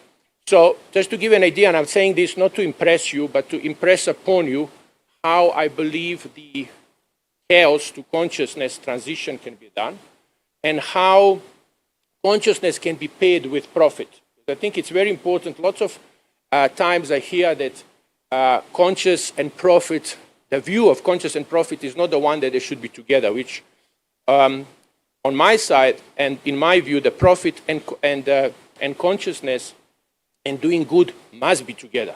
If you want sustainability, there must be profit, there must be money. And of course, then you would get people, even if they don't believe in your good, they would still come there to be earning money or to make money, and in that they will perpetuate this doing good and consciousness. So at Maximum Group, our registered trademark is profit while doing good. So everything we do must be a win-win-win-win, 5 wins altogether. So for argument's sake, and like I said, I'm not doing this for any other reason, but just to give you an idea. For argument's sake, all our mega projects, what we are doing, we are always creating an ecosystem. So while we are building housing, we are also doing schools, hospitals, shopping centers, but also at the same time developing people that live there. So you make sure that you create jobs, that you provide education, that you are providing work, and so on. On the other side, for argument's sake, to give you an idea, we also have a project which is a smart agri-industrial park, which combines different aspects, including a smart industrial park with a food city. So what we are doing there, we are enabling the small-scale and emerging farmers, commercial farmers, together with technology of agri-tech and fintech, tying it all together, and agri-processing together with industrial, and actually driving the whole industry of the agriculture and all the value chain together. So for argument's sake, also with AIs, we have, as you saw, some of them here, but we have a whole lot of other AIs at Maximum Group Digital, AI agents for HR, law, labor law, and marketing, and so on and so forth. And all of these AIs function is not to shed jobs, but to create new jobs.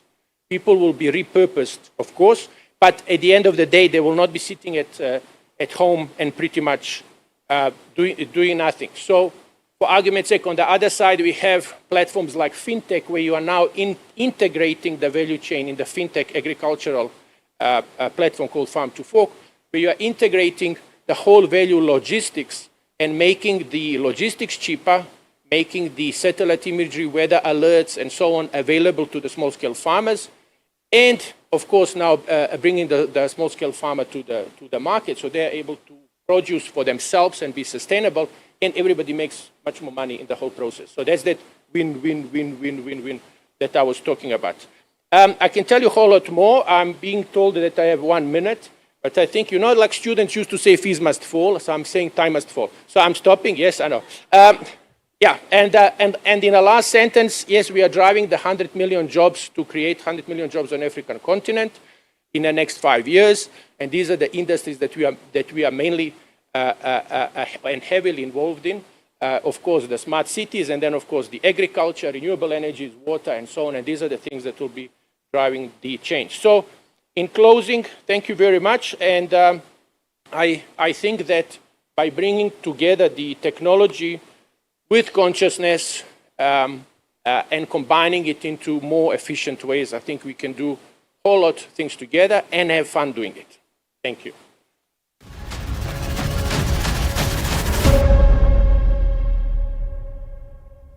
Dear Brenda, fellow guest speakers and delegates, today is the first time since the inception of this annual event that I'm not able to be there in person.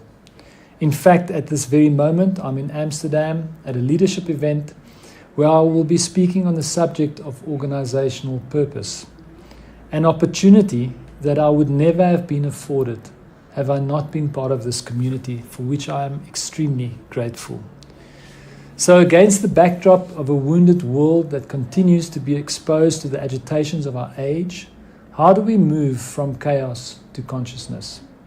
How can I navigate the stormy ocean of crisis after crisis, economic woes, and confused anxiety? In my experience, only through the clarity of knowing why I exist in this moment, in this world, in one word. Scottish psychiatrist Ronald Lang asserted that psychological breakdowns are in fact, in reality, breakthroughs to greater enlightenment. In 2007, through the simultaneous events of business bankruptcy, a health crisis, and a relationship breakdown with someone dearest to me, I was given the magnificent gift of a breakthrough in consciousness. An experience that taught me that the worst thing that can happen is often the best thing that can happen. An awakening from a deep sleep of this flat line called life. But what is consciousness? Consciousness to me is stepping out of my limitations as a human and into my true potential as a human being. This, however, can only be done by knowing my true reason for being aware of and knowing the purpose of my life. Over the past 18 years, I've spent a significant amount of energy in the interrogation of this subject called life purpose. And today I want to share the model I've created to make sense of the magic of a life of higher consciousness. On the left-hand side of my model, you have the human, the image of man. This side includes my body and my soul, my outer man and my inner man, my ego, my will, and my personality. This is my conditioned nature through my past experiences, which are mostly limiting to my own potential. This side has a one-word name. In my instance, it is Pepe. In yours, it could be Brenda, or Heidi, or Michael, Kolisa, or Mpume. This side is about serving the self, which is a noble cause. I mean, how can I serve others well if I'm not sustainable first? This side is what I do in life. But here's the rub. This human side is only 0.000000005% of our true potential. On the other side of my model, you get the being, the image of God. This is the spirit that is dormant within every single one of us. This is what I be, my greater cause in life, far greater than my human role of husband, father, entrepreneur, or boss. It is the golden thread that runs through every single aspect of my life. This is my limitless creative nature. But here's the rub. It also has a one-word name, a very specific word with a very specific intention curated for your life. This one word defines why I do what I do. This one word has the power to direct the most profound strategy for a life of abundance in service of others. In doing so, unlocking 99.999999995% of your full potential. Mark Twain said that the difference between using almost the correct word and the correct word is like the difference between a lightning bolt and a firefly. So my greatest wish for each person in this room today is that you will be given the gift of finding the one word that names the spirit that resides within you in this lifetime. I wish you a beautiful day together. I will miss the connection between human beings, the wisdom shared, but most of all, I will miss Michael Juden's socks.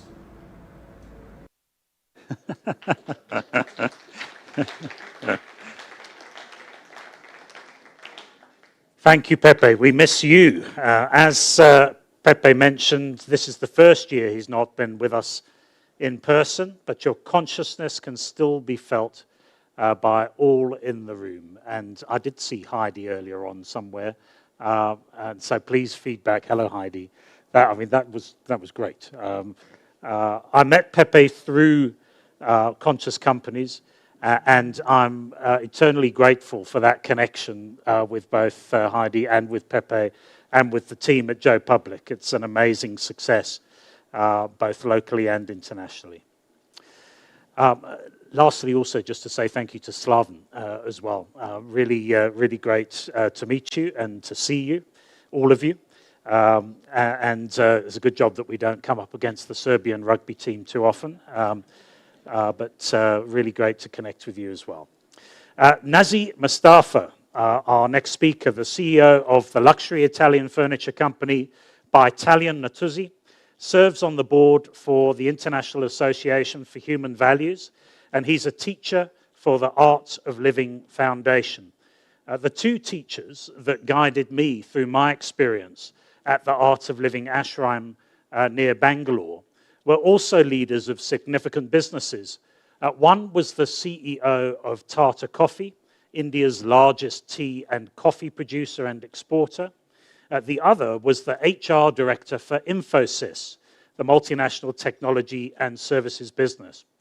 Learning how to use the Sudarshan Kriya rhythmic breathing technique as part of my meditation routine, and meeting Gurudev Sri Sri Ravi Shankar, who developed the technique, was a really special privilege.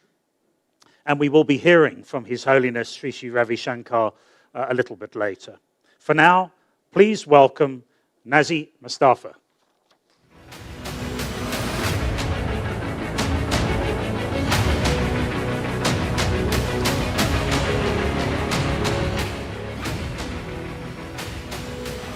Dear colleagues, good day. Actually, we are colleagues both in chaos and in consciousness. From what I heard till now, it's amazing. Actually, I think this is the story of my life. Moving from chaos to consciousness is the journey of my life. Measuring the time that I spend in each one, this is my progress. My aim is to transcend chaos. As we heard, chaos in life happens. Outer chaos is not a choice. Inner one, it's a personal choice and a responsibility. For that, we need awareness and being conscious. Both of them are necessity. I personally spent most of my life in chaos. Now I am on a different journey. When I was 10 years old, the war started in Lebanon. It was a state of chaos. Even I couldn't name it that because I was too young. Few years later, I was 16, with a group of friends from Boy Scouts. We decided to open the Red Cross branch in northern Lebanon. We chose to help instead of watching the chaos. I didn't know till later that the war did affect me. I was lucky I was building resilience. I didn't know that even. At age 19, I left to France to pursue study and work. It was another state of chaos. I didn't have a clear direction. For that, I became a businessman. 7 years later, I met my wife, and when she was expecting our firstborn, we moved to her home country, Italy.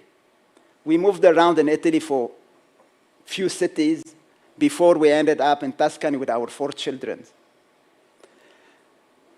It was a state of chaos for me as well, new society, sometimes sweet, sometimes sour, but life went on, built businesses. Till 2003, 2004, I felt the world is collapsing on me. I was angry, I was enraged, I was restless. I was like a tortured lion in a cage. All my businesses in France and Italy and some African countries were just falling apart. I didn't know what to do. I thought that this is the end of whatever I can do. Again, I built resilience, I had responsibilities, life went on. But it was a marking period of my life. The only business that stayed, and that's the reason why I'm here in South Africa, it was the investment I did a year before in South Africa. So 3-4 years after, we visited South Africa with the family, and my wife said, why we don't move to live in Johannesburg? I said yes. Normally I say yes, I fight after, but I said yes. So we came to South Africa just without knowing that chaos was waiting for us. Or maybe in reality, today I can say it was a blessing in disguise. In 2008, to recover from the invasive treatment of her cancer, my wife registered for a breathing course, the Sudarshan Kriya. At the end of the course, she put my name down.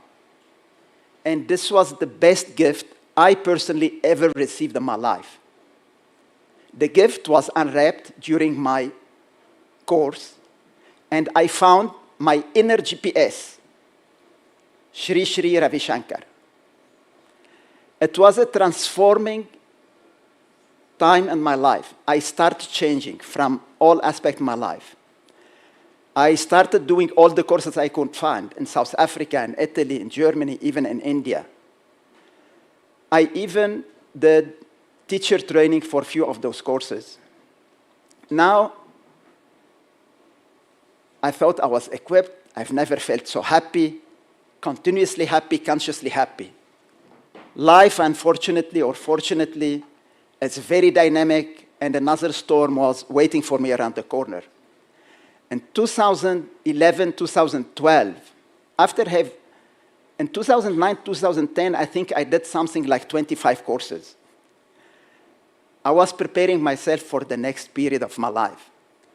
And in 2011, 2010, I experienced the same tsunami as the one in 2003, 2004. Now this time, it was very different. I was smiling. I was strong. I was really amazed that it was a feeling like I was looking at somebody in a movie. It's not me. But I had the strength to face the situation, to go and solve my problems, to provide for my family and other people, and to rebuild the business. Now this, for me, it was witnessing and practicing consciousness in the midst of a destructive chaos. It was not resilience. It was being untouched through problems, being serene and being with a clear mind. And this is thanks to the practical wisdom. It's not a theory. It's a practical wisdom that I was practicing, and I needed energy. And the practices that I was doing of the Sudarshan Kriya and other techniques were giving me the energy to go through. And those techniques, they are the techniques of the one that is still holding my hands today in my inner journey. You know, when we want any skill in life, we look for the best coaches, right? That's what we do. The companies, they invest a lot of money to have the best coaches. I found mine. Whatever activity we do outwardly, it can be measured. Inwardly, it's very complex. You need really a coach who understands how your mind works more than you. And this is, I found it in Gurudev Sri Sri Ravi Shankar. I was lucky. Actually, people, they ask me why you left Italy for South Africa, I tell them maybe to meet Gurudev. Today, I'm in South Africa. I would love to share this knowledge with you, with the business community, with the organizations, to make South Africa even a better place. Thank you.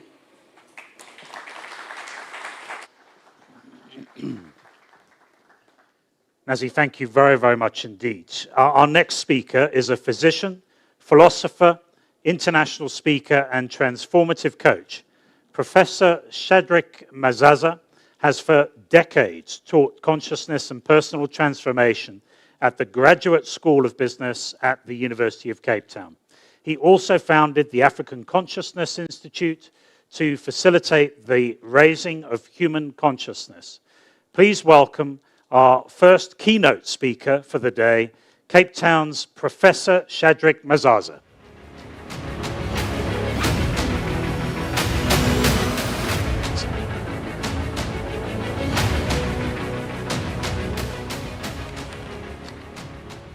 Good morning, everyone. I'd like to thank Brenda and Jan Bellerman for the invitation to be here today.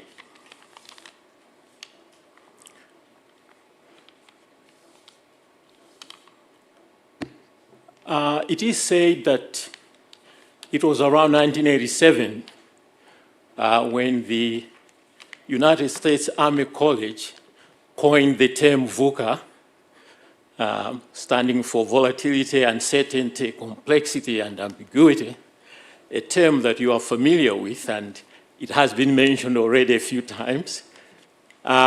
Since that time, this complexity and ambiguity has been rising exponentially. Some other acronyms have actually been introduced since then. But I still stick with it because it explains what I normally do in my work. Bob Johansen, who is a futurist, he described this VUCA as negative VUCA. And he suggested that there is a counterpoint to this negative VUCA, which he termed positive VUCA. And this VUCA stands for vision, understanding, clarity, and agility of mind. Some of these terms have also come up already in the previous speakers. So he asked a question. So what transforms negative VUCA to positive VUCA? And he mentioned three things. One is foresight, the second is insight, and the third is realization. These three speak to a state of mind. So what he was talking about, although I don't think he put it in that way, but my understanding of it, he was really talking about a mindset transformation that we need to deal with the complexity out there. I teach consciousness and personal transformation for the life of business and the business of life, which is really, to sum up, a shift in consciousness. It's also raising our level of consciousness. I prefer to call this positive VUCA, VUCA, V-U-K-A, not an acronym this time, but a real word, VUCA, which is a Nguni word meaning wake up. Every problem that human beings face in their perceptions of the world is created by the finity of our mind. When we transcend that mind to our true nature, which is our essence, the soul, the complexity dissolves. Because complexity is not in the universe or in the world, actually, although it appears that way. The complexity is created by our own minds. So waking up is really what we need to do to deal with the complexity out there. Anthony DeMello, he was a Jesuit priest and also a therapist. He used to do a lot of retreats over weekends. He called them awareness retreats. And there's even a book out there called Awareness. And he had this saying, every problem people presented to him, he would give one answer, awareness. And people say, well, I'm having a problem with my wife, and there's this, and what shall I do? Uncle Tony. And he would say, wake up. What he meant was, it's only when we are asleep spiritually, in our egos and personality self, that all those problems we're talking about occur. The moment we wake up, they disappear. And he had this way of explaining it. He would say to an audience like I'm facing here now, of renowned people, academics, business people, etc. He says most people are born in their sleep. They grow up as children in their sleep. They go to high school in their sleep, graduate from high school in their sleep. They go to college in their sleep. They graduate from college in their sleep. They go to work in their sleep. They get married in their sleep. They get divorced in their sleep. And they retire in their sleep, and they die in their sleep. And what he was talking about is really one thing, that until you have waken up to the truth of your being, you are spiritually asleep. And you can do a whole lot of things. People, business people do a whole lot of great things in business. They succeed. They have all the material wealth. But they could very well go through life spiritually asleep. In 2014, I came across an article in a newspaper in Cape Town titled Agenda 2063.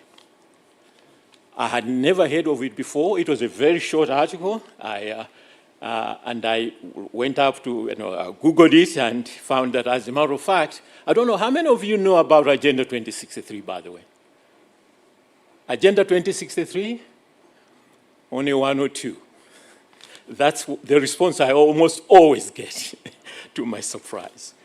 Agenda 2063 is a strategic plan of the African Union to integrate and develop the continent and unify all the 54 countries into one confederation of African states.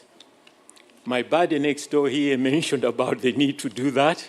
I saw that article myself, and it's obviously a very impressive strategy.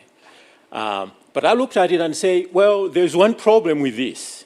If we don't deal with that problem, this is not going to be realizable. And that is, we need to have a critical mass of Africans who have raised their levels of consciousness to be able to see themselves, not just their little tribes and little nations and race and all of that. They see themselves as that, yes, but they transcend but include that to their Africanness. All of us on the continent, every child born on this continent wasn't born a Nigerian, South African, Zimbabwean. They were just born. They were told by their parents that you were born in a country, there were boundaries, and you were born in this race and all of that stuff. It's our biography. It's not who we are. We are Africans until someone tells us we are something else. But by the way, it's not just Africans. One step from African, we're all humans. And so I say to myself, the only way this is going to work, we need to go through the transformation process with as many people outside as possible. By the way, this is what I do at the business school when I teach consciousness and personal transformation. So I said, well, in order to deal with this, one of the things the Agenda 2063 asks is that everyone should look at it and ask themselves, how am I going to contribute to this vision? And immediately I said, well, I know what I'm going to do. You can only volunteer to do something you know something about. I am going to start a non-profit organization, which I did, the African Consciousness Institute, to be a facilitator of transformative conversations, and particularly the transformation, which is self-knowledge that every individual needs. And I was lucky enough, in 2016, I was invited on Africa Day, May 25, at the Artscape Theatre in Cape Town, a TEDx Table Mountain, which was organized by the Western Cape government, with invitations from delegates and diplomats from across the continent. And I talked about consciousness and personal transformation for the Africa agenda. And I spoke about 3 transformations. One is personal transformation. The second is interpersonal transformation, which is relationships and communication. And the third, which is what everyone looks for, which is a socio-economic transformation. And so I gave that talk, and in a TEDx talk way, I want to share with you, I said there are three transformations. One is the waking up, and then the showing up, and the speaking up we require to co-create the Africa we desire. The waking up, the showing up, and the speaking up we require to co-create the Africa we desire. So waking up is actually our number one task in order to create the continent. But now, looking at the chaos we are having in the world, everything is breaking down. Now I'm saying those are the same three transformations we need to co-create the world that we desire to create. So, the understanding of personal transformation, and I'm glad that most speakers have already touched on it before. All the universal teachings talk about this, that every human being is two people. One is obviously the personality self that people think they are, but that's just the exterior. The interior is who you really are, the essence. Many names are given to it. Our essential self, the soul, Atman, etc. This is who you really are. And our task is actually to wake up to the fact and start the journey inward or upward to our essence. And this is what transformation is about.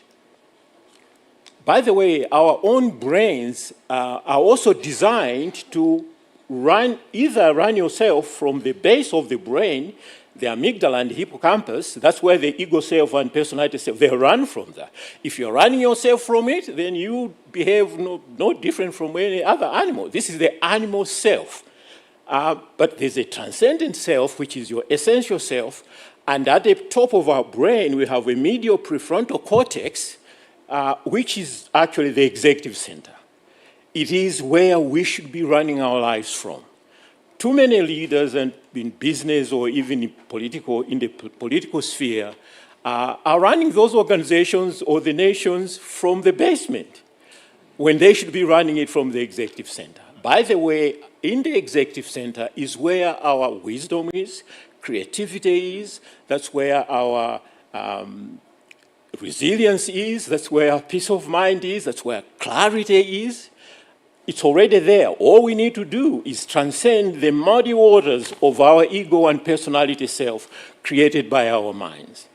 And so the brain is there to support that. But we have to do the work of being more present and less polarized, because at the base of the brain, that's where we tend to be polarized. I'm almost certain that individuals who start wars and attacking other countries, they are doing that from the basement. They can't be doing that from the executive center. So that is in a nutshell, that's what consciousness and personal transformation is about. I want to leave you with this, which I was asked one day to go and talk to end-of-year function of students. They offered me 20 minutes to go and speak. As I was driving there in my Uber, I got a call. Prof, we're running out of time. Can we just talk for 10 minutes, please? The same conversation earlier. So I said, oh, whoa. So now I can't give the talk that I'd planned. So what am I going to say to them in 10 minutes? And this came up for me, saying, I'm going to say something about consciousness and personal transformation. And I'm going to say, and this is what I said, every human being is a proud owner of a 7-story mansion. But most don't know it. And because they don't, they run their life, they live most of the time in the basement. Ego self and personality self is the basement. It's good only for survival. In fact, it's designed for survival. But for you to thrive and be creative and be entrepreneurial, you need to come out of the basement. You need to go to the executive center where all of those things that you read, your potentials are in your executive center. And so I said, your number one task, get out of the basement and go to the ground floor. Because when you get to the ground floor, now there's sunlight coming in. You are not, it's not in the dark. Now there is light of enlightenment coming to you. And then you find when you are on the ground floor that there is actually a lift which you can take to go quickly up to the 7th floor. But there are also stairs that can take you to the 7th floor. The lift is what most people, some people have. They have glimpses of the divine. Out-body experience or alternate, consciousness states, glimpses, and they come back down. Most of them, some of them will even go all the way down to the basement all over again. If they are lucky, they come down to the ground floor. And then you have the stairs. Transformation is about now taking the stairs. Here, you are transforming one step after another. When you see the balance in your life away from the judgmental mind that you have, then when you synthesize the polarities that are messing up your head, you go the next step. You transcend to the next one, and the next one, and the next one. That's where the work is of actually transforming to your true nature. And that's what I say to the students. And in summary, how am I doing for time? In summary, the message really is consciousness is about being on a mastery path. You must take being on a mastery path means being on a path inwards, which is also a path upwards, as it were, to your essence, where now, when you go to your essence, you are a governed individual. Our essence, the executive center, you find your strategy, your vision, your mission, and your purpose is where it is. And then you are able to govern the animal self from its usual way of going all over the place, messing up your head, and all of the things that we are seeing in the world are coming from that kind of mindset. Thank you very much. Prof, thank you very much. Wonderful. Thank you. Prof. Mazaza, thank you very much indeed. You've certainly shifted my awareness of how to shift consciousness from the bad, the negative VUCA, to the positive VUCA. And I was very interested in the Zulu meaning of VUKA, to wake up. Are you awake at this point? Personally, I find there's nothing that triggers a wake-up call than a bit of pressure on the bladder, usually halfway through the night, only one time a night. If you're feeling that pressure at this point, feel free to pop to the restrooms. They are at the back over there.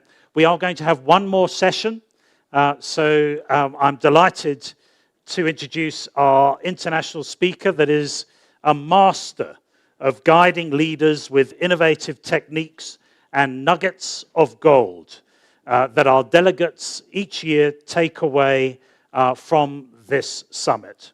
Ladies and gentlemen, please welcome Dr. Jan Bellerman.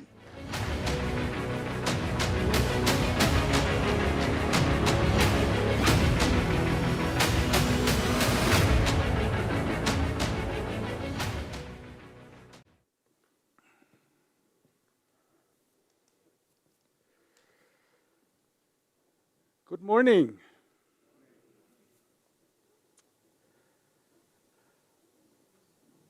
I'm talking about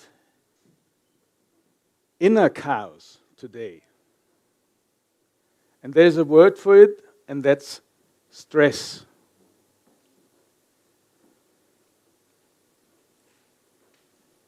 Today I will tell you the truth about stress and high efficiency.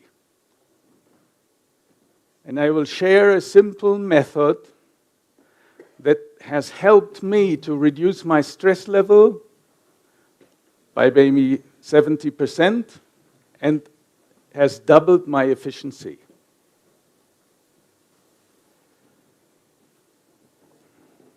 Stress is a human disease and an economic disaster,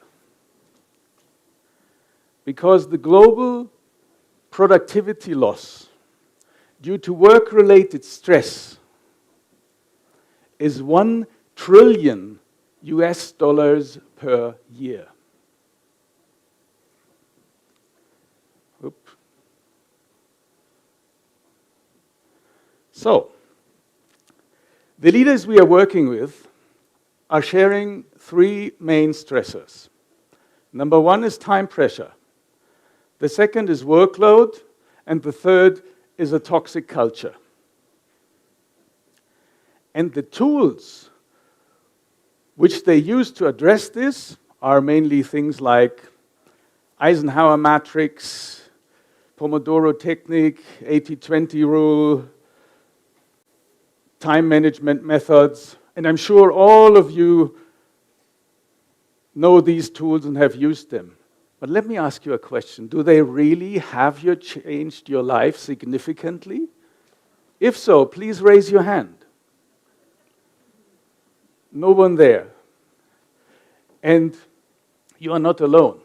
Because what you see on this picture is all the countries are colored where more than 30% of the workforce are reporting that they are highly stressed. So South Africa is 36%. And we have some other countries like Nigeria and Tanzania, which are close to 60%. And we have Northern America, where more than 50% are there, Southern America between 40 and 50%, Europe between 30 and 40%. And there's a little white dot in Europe, and that's Switzerland. And that has 28, so it's close. But we can see that all these tools, they are helpful, but they are not the game changer. So what is the game changer? Stress normally starts with a problem. So let's understand what makes a problem. Let's say my boss comes to me and gives me a very, very tough deadline. What happens?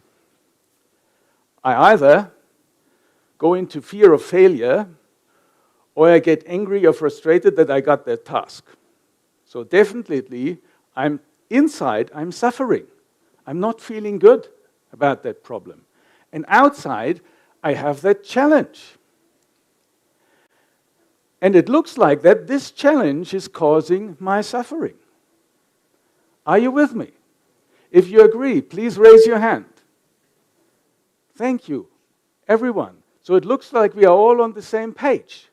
The question now is, are we on the right page? Let's investigate. Look into challenges. I can ask myself, do I face a challenge? No. Very obvious, so why should I suffer? Do I face a challenge? Yes. Can I do something about it? Yes. So why should I suffer?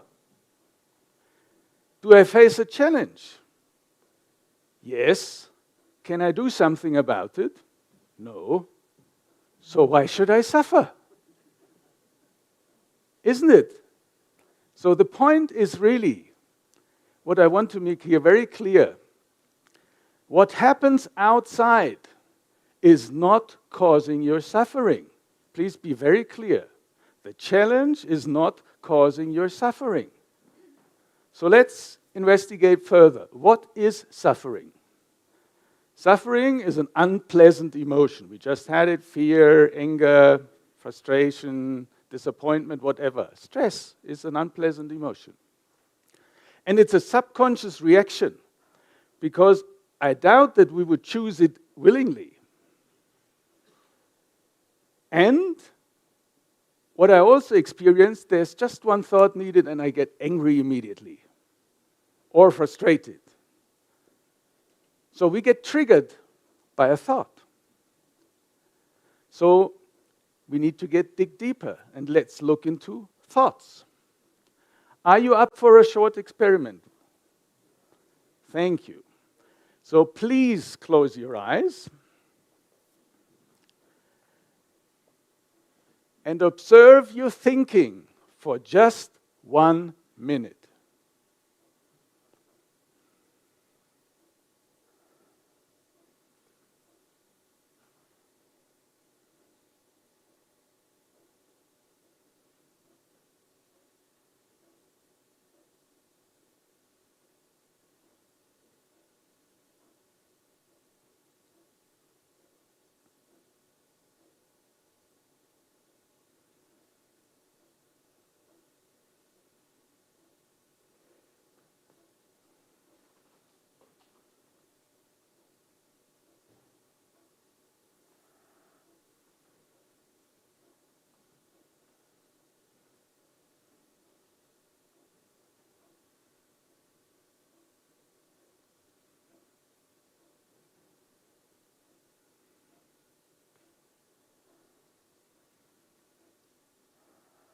and keep your eyes closed.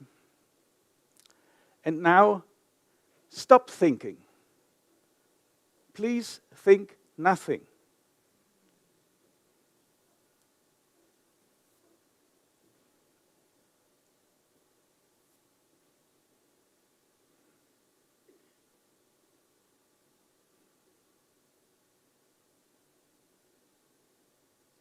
Thank you. Please open your eyes. What did you find? How many times did the subject change in this 1 minute? Many times. Amazing, isn't it? How many of these thoughts have been necessary? Not many. Have you been able to stop your thinking? Probably not, I hope. Otherwise, you would be probably dead or very experienced.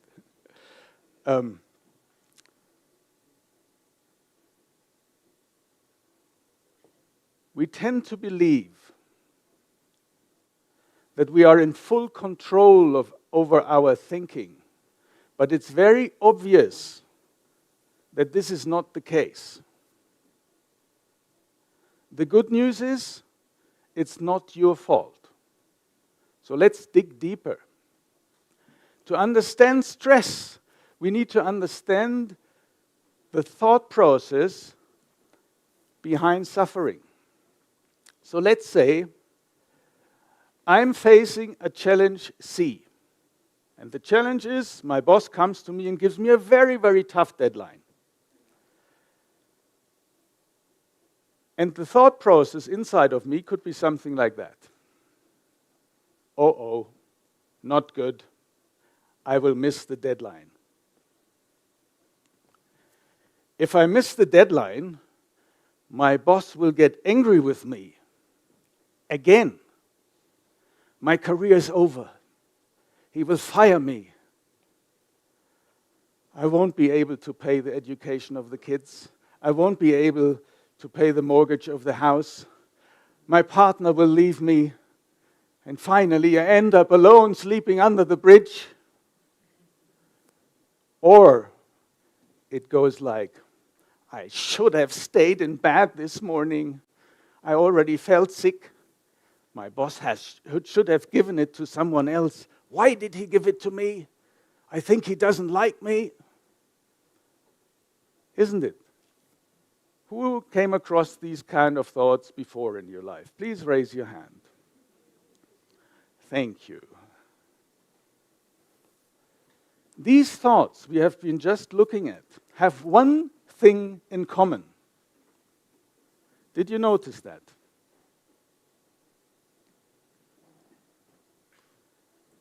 My career, my house, my well-being. It is all about me. So, we are either stepping into the future and creating horror scenarios, what happens if I fail, and then how I will deal with all these consequences that come up, or I'm stepping into the past and are creating scenarios how it should have been to avoid that pain. And at the same time, we are thinking, we are dealing with the challenge. But in fact, we are only thinking about ourselves.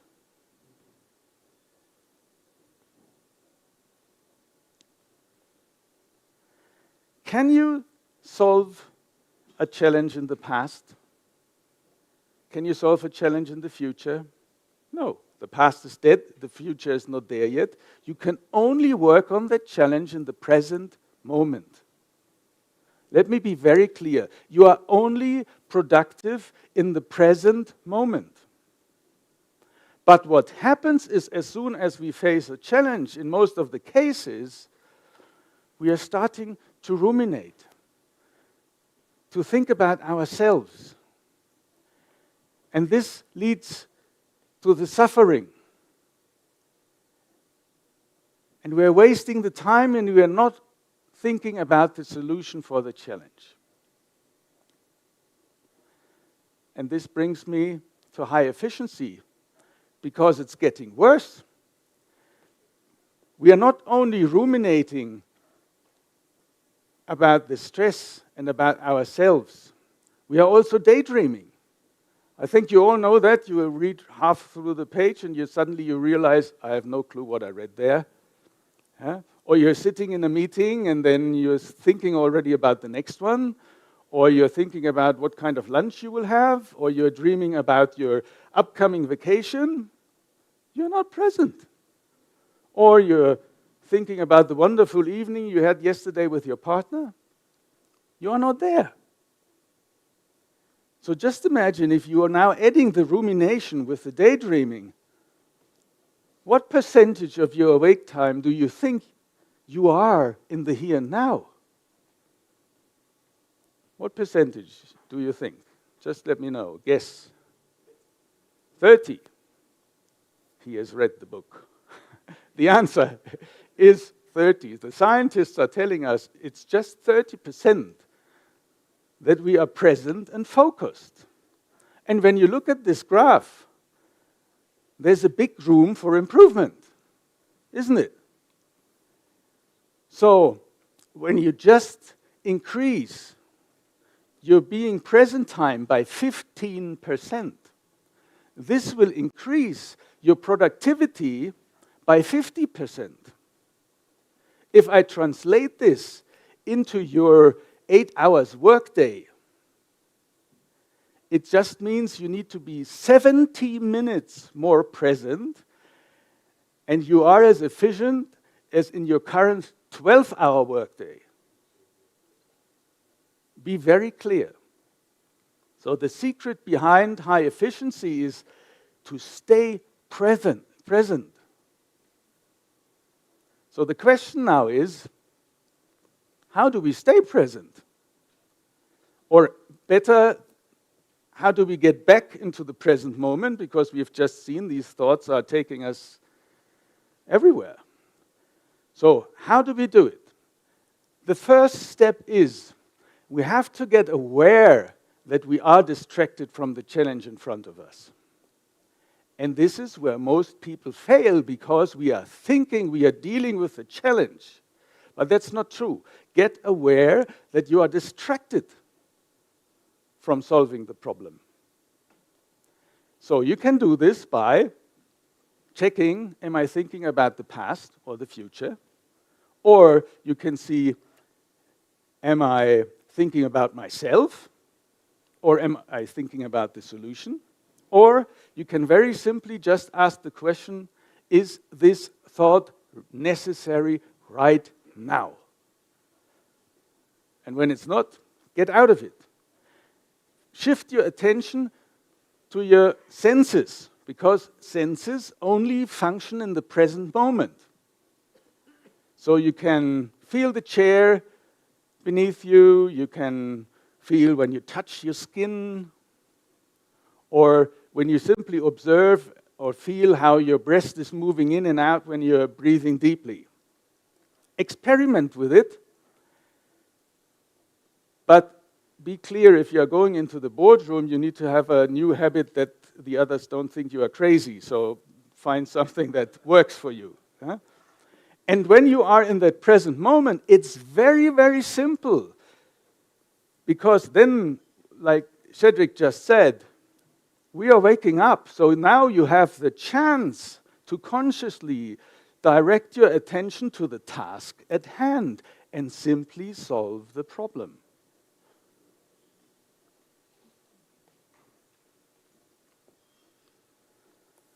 So, we have a little gift for you. Took me half of the night to get it up and running, because we are currently creating a new website. And so please bear with us, it's work in progress, but I wanted to give you away because it's for our coachees. We have developed this state of being assessment, because the most difficult step is to get aware that you are unaware. And to find out and identify your main distracting thinking habit, you simply capture randomly several times a day on an online base which emotion you are in and where your thoughts are. Are they in the past or in the future? And when you do this for quite some time, like on this picture here, that leader is wasting 31% of the time in an unpleasant emotion, thinking about the near future. So when you are aware of what is distracting you, you can now find out what is going on under that. So you find the root cause. And in this case, for this leader, was a subconscious belief he's not good enough. And then he's creating scenarios, what we just said, hey, if I'm not good enough, then the outcome isn't the best, and I have to deal with the consequences. So he was always ruminating about these consequences. When he knew about it, you can catch that thought when it comes up, and you don't have to follow it, and you don't have to get lost in it. You bring yourself back to the present moment, and you can do it. So let me summarize what I would like to take you away from this talk. Number one, your stress is not caused by the challenge you are facing. Be very clear. The source of your stress is your self-centric thinking. You're thinking about yourself and you're oscillating, going forwards between the back and forwards between the past and the future. When you are aware of this distracting habit, that's the next step that you have to do. Find out that you are not aware. To get aware, you just heard the easiest way is to use your senses. And the more you learn and practice it, the more this gets a new supportive habit, and the more time you are spending in that high efficient being present mode, you're not only reducing your stress level because you have now suddenly, you're more efficient, you have more time, you are reducing your workload, but at the same time you are increasing your well-being because you're not moving into keeping yourself with these thoughts and the suffering. And you are absolutely high efficient. And I can only encourage you to give it a try because this will fundamentally give you a new quality of life. Thank you.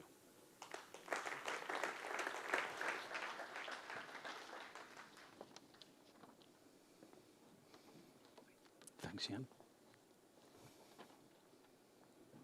Thank you, Jan, once again. Really thought-provoking and many nuggets, as I said earlier on, for us to take away.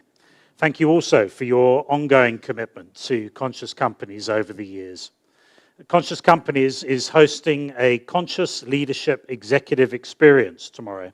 It will be a one-day deep dive to break barriers, embrace growth, and transform the way you think, act, and lead. And it's taking place tomorrow in Houghton from 8:30 until 5, a full day of work and experience.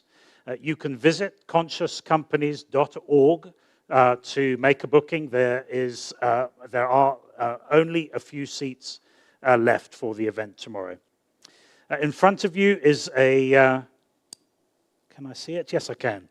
A little succulent to take away as a reminder of your time with us today. May it grow as wild and free as the hands that plant it. A reminder that the Conscious Companies Awards 2025 call for nominations is an opportunity for you to nominate an ethical, conscious, and visionary leader. It is still open until the end of May. Nomination forms are on the table in front of you, or once again on the website consciouscompanies.org.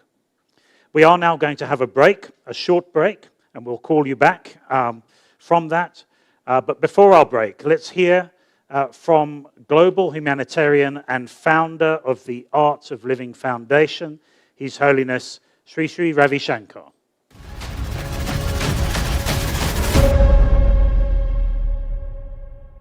Let me congratulate the organizers of the Conscious Leadership and Ethics Summit. You know, in today's chaotic condition around the world, whether it is political or economical, what we need today, people become more conscious of what they say, what they do, and how we can create a better society for the future generation. We must always keep in our mind that we are not going to be here forever, but our work will impact the coming generation. So if young people who are getting into business, they become more conscious and they take such a leadership towards environment, towards the ethics, and towards harmony in society, and have a vision that the whole world as one family, then we will have a better planet. We will have better societies which are free from stress and violence. Now, why conscious leadership at this moment? It's all the more pertinent when we see around how few leaders can rock the economy, few leaders can create wars in the society which affects the common man. And common people are suffering. With so many wars happening in this century, which is so dangerous, we are losing so many lives. And if there is more conscious leadership, they will connect with each other, their communication will improve, and they'll have a better vision for the future of our planet. We have only one planet, and we need to save the planet.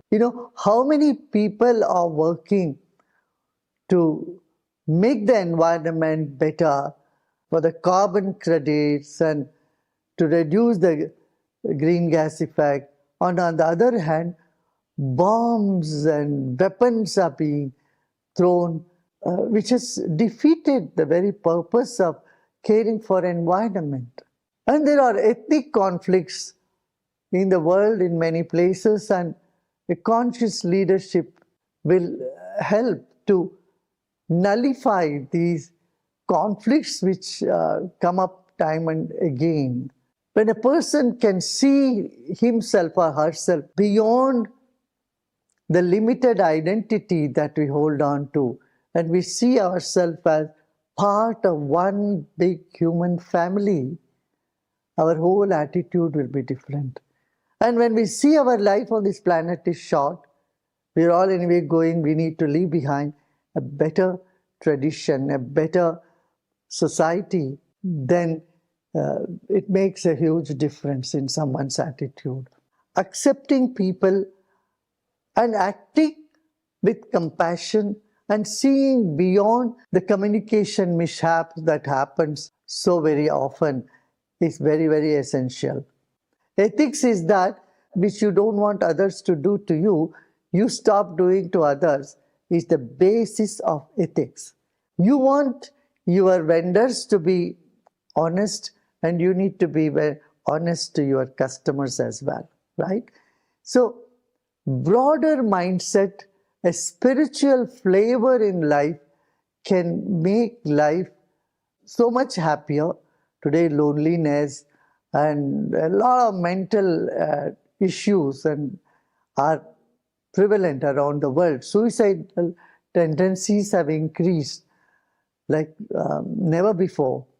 So it is essential for people to, take care of the mental health and encourage people to be more ethical in their dealings. Once again, wish you all the best for this conference, and I hope from this conference you will take some action back home and bring it to everyone all across the continent of Africa and elsewhere in the world.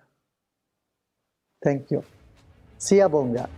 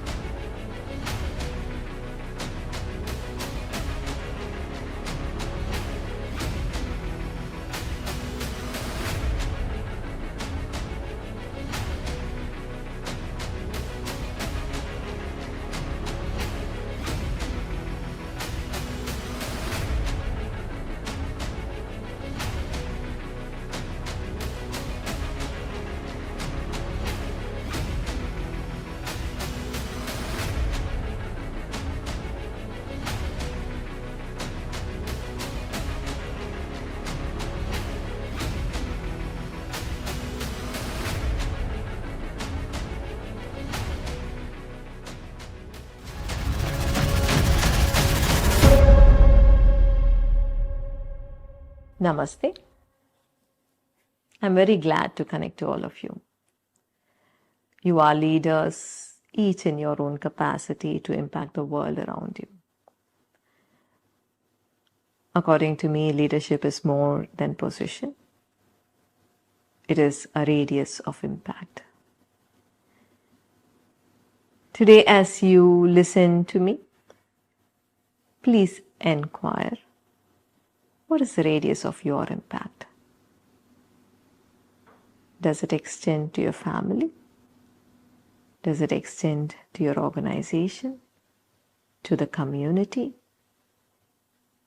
your state, or your nation? To what extent can you influence change? How many lives do your decisions and actions impact? And that is the extent of your leadership. Now, who is a leader?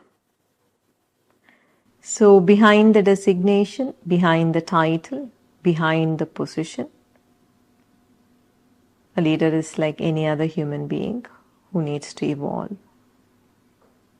In oneness, we lead leaders through 3 phases of evolution. The first stage is where we lead leaders into becoming conscious leaders. A conscious leader is someone who's conscious of the impact he or she is having on the people around them.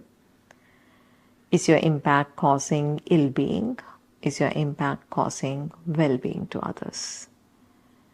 To become conscious means to consciously not hurt and cause ill-being, and to consciously perform actions that cause well-being to others. Are you conscious of the impact you cause to others? Beyond being conscious is being aware. In the second stage, you become a self-aware leader. You become a leader who's aware of the mental and the emotional state that prompts your actions and your words. If you're offering support to a colleague or at work, what is your state? Is your state one of guilt and indebtedness, or is it a state of gratitude or connection that is making you support that person? It is possible that your words are very rude. If you are a self-aware leader, you know the state from which those words arose. Did those words arise from hate or anger or frustration? So this peaceful, non-conflicted inner knowing is awareness. Without awareness, you as leaders will be burnt out. You will be carried away by your emotions. You are either indecisive or impulsive in your decision making. The third kind of leaders we nurture are enlightened leaders. These are people who relate, who decode, who act and respond from that state of unperturbed calm, irrespective of life situations and challenges. When leaders act and respond from an enlightened consciousness, we say they are a blessing to the world. I wish each of you will be such a blessing to this world. If you want to embark on this journey, join us in the Manifest Mistake Process series. Every month for 3 hours, every second Sunday, a virtual mistake process. I would say dedicate 1 year on this pursuit for a further evolution in consciousness.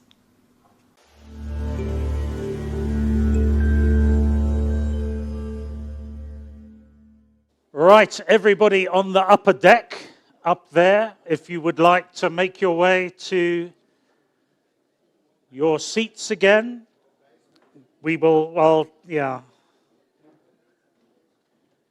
Let's see, we wanted to see if we could simulate chaos, and we've done an outstanding job.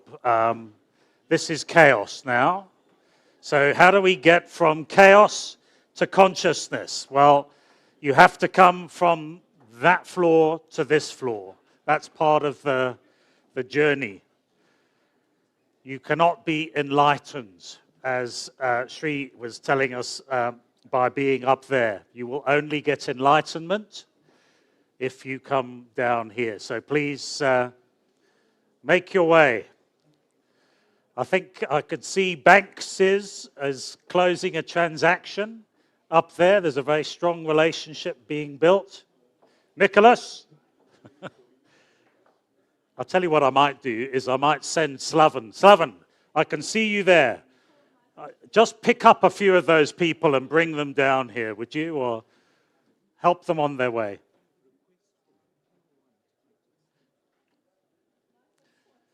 And chaos in action. Mr. Juden, Michael Juden, calling Michael Juden. You're expected to be leading the first panel shortly. He's supporting Banks on the commercial and legal process, it looks like, up there at this stage. So please make your way, everybody. I will encourage you to do that. While we are waiting for you, if you are a very obedient, conscious, and enlightened panel member, rather than jury, and you know that you are part of the first panel, please make your way up to the stage. Your glorious leader, Michael Juden, will be here shortly. But if you are on the panel, please make your way to join us. But what's going to be very difficult is if we don't engage everybody. Let's see. Ephraim, would you mind saying to that group over there, let's time to go? If you haven't met Ephraim already, then you should meet him. His first words to me were that he has a focus at the moment on obesity in his business and in his role on helping the crisis of obesity. So Ephraim, your purpose up there is to stop people from eating and send them down here. I think we have an aligned purpose, Ephraim.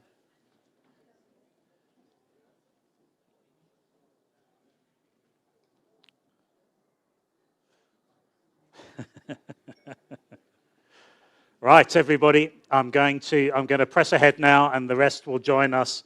If you did have a chance to see the video that was playing, our thanks to Sri Pataji, the co-founder of ICAM, the World Center for Enlightenment.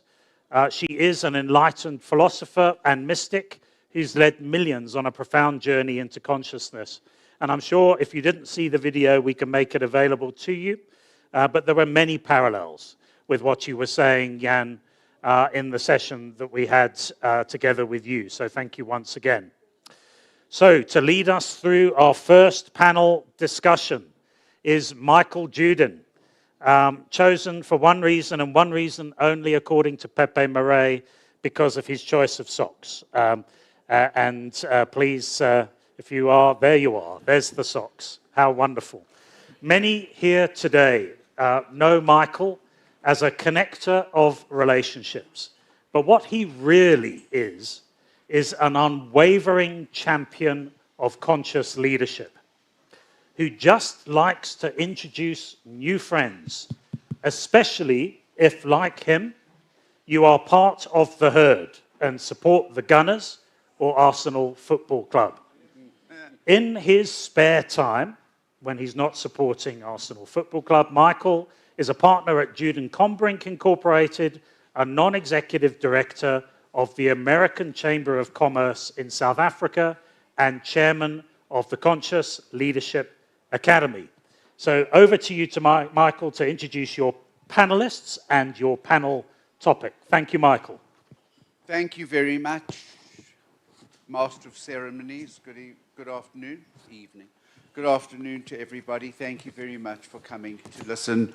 Thank you very much for being with us and coming to listen to our panel discussion. We have a huge time constraint, so we're going to reduce the number of questions, but Brenda and I have found what we think is the most profound And I'm going to introduce my panel as I did last year. I'm going to use looks as the criteria, which means that we will, of course, start with Kashni. And when I look at the rest of the panel, it doesn't make much difference who comes after them. So Kashni, would you please introduce yourself? Hi, I'm Kashni Naidu. I'm the founder of Crescent Compliance Solutions. I like to think myself as an activist and in terms of regulation that can change and have an impact. We do compliance services in the financial industry and offer software solutions that are meant to augment compliance. We'll go to you, Richard. Mark. I'm Richard Firth, Chairman and CEO of MIP Holdings. We build financial services software for medical schemes, medical insurance, life insurance, lending, investments, and we look after about 24 million South Africans at the moment on our different back ends, and we've got a team of about 600 people. And last night we had dinner together, and boy, can this guy eat calamari.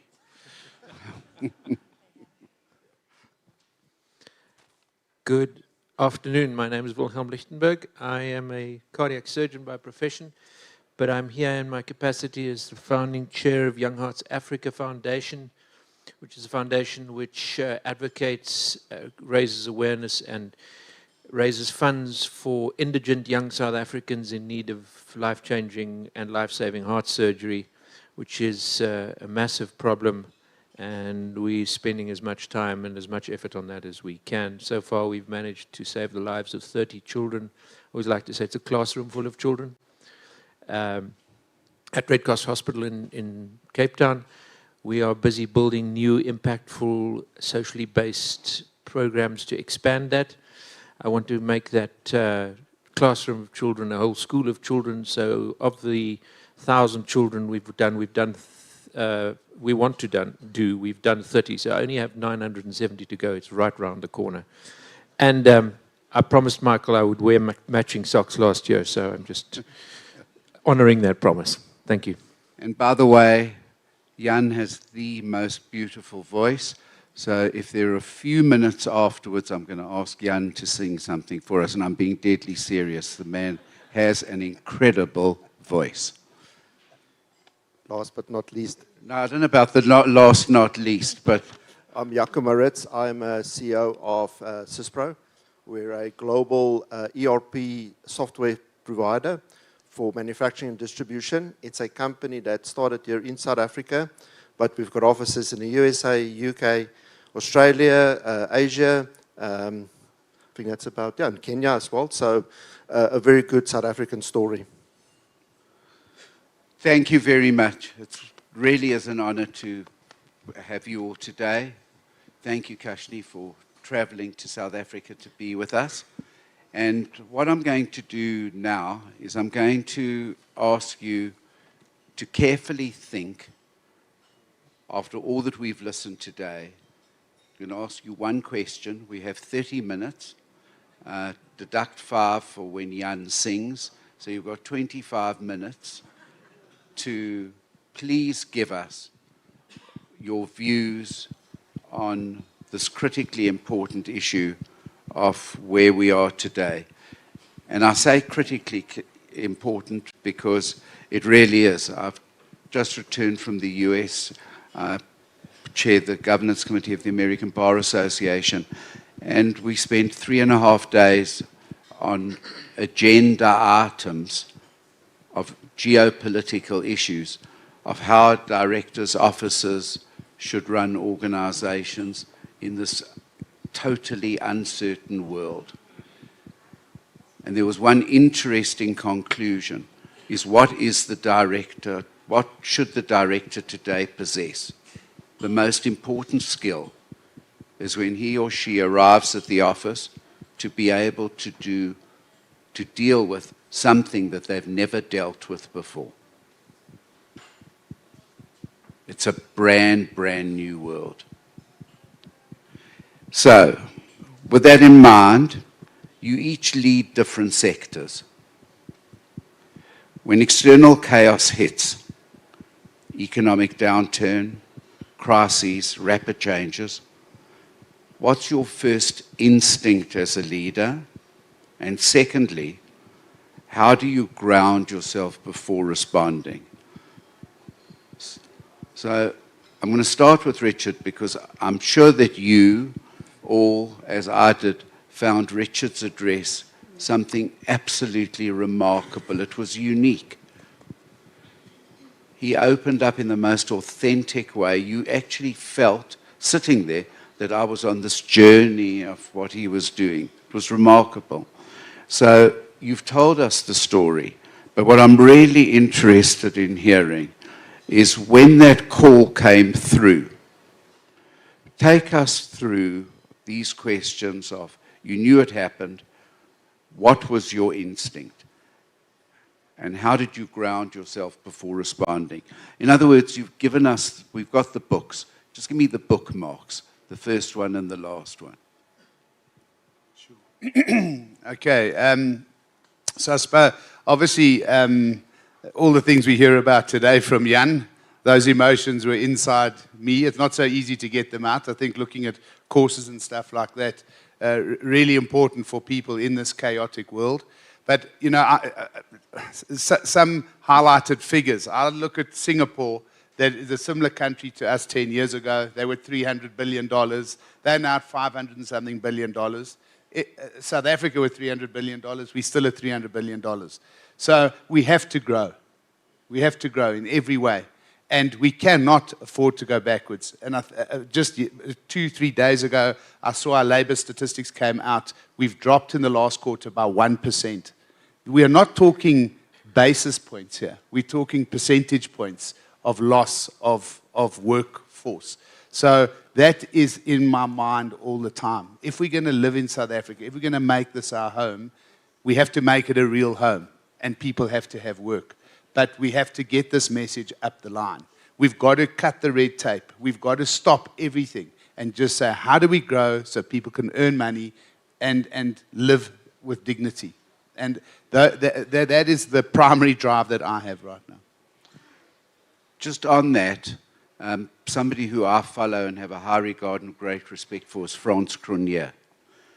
And Frans boils it down beautifully.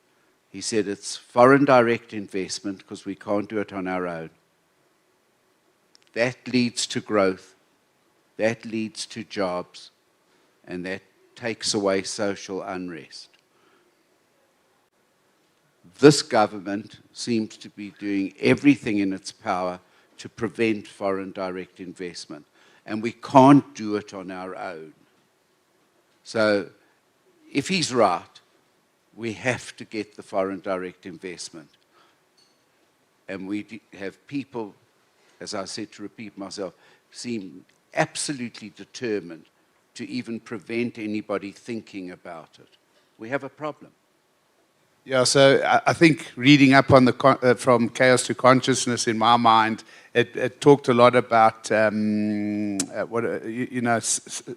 oneself. Yes. And what's interesting, I find a lot of religious people through all sects, they go to a building, and when they're in the building, going to the building justifies that they're a good person. Yeah. But when they step out the building, it doesn't necessarily keep the theme. For the one day a week, it's like that, and for 6 days, it's a different story. Yeah. And I would really like to make sure that we move to the 6th day. Let's all be good people, and let's think about each other and drive a new world. But it has to come from, you can try our little piece. And if everyone does a little piece, I know it lands up being a bigger piece, but we need more pie now. That's the problem. Yeah. Maybe that's the answer. Maybe it's up to us and not to government. Kashni. I think from my perspective, I just want to bring a little bit of, and go back to what you shared as well. I think it was very impactful.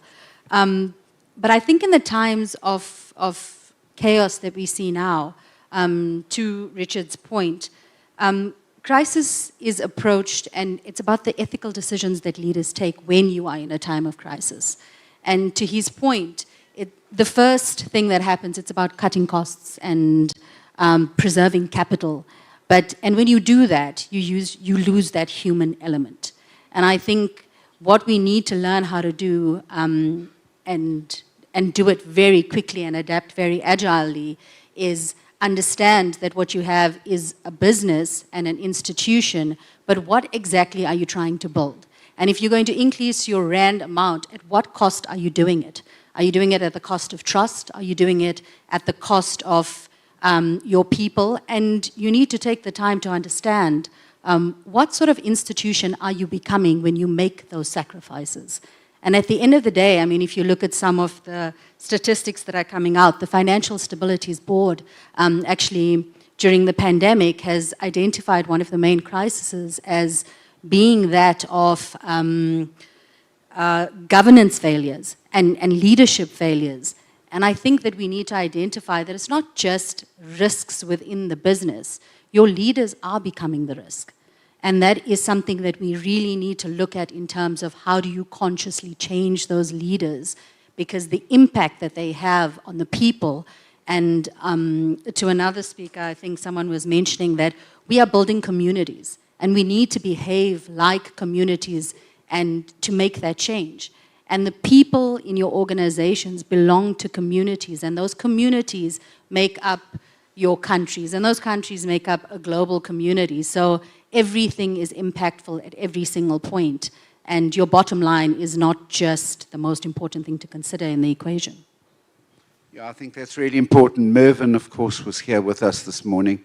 I've been with Mervyn through the whole King journey, and Mervyn is responsible for moving the world away from a shareholder-centric model to a stakeholder-centric model, which means that it's not a question of keeping happy the shareholders who, quote, own, unquote, the company, but it's all of the stakeholders. And in that stakeholder-centric model, which we've developed all the way through King and have repeated in King 5, which we've just finished writing now, the employees, the people who work there, the community from which they are drawn are such an important part of the organization.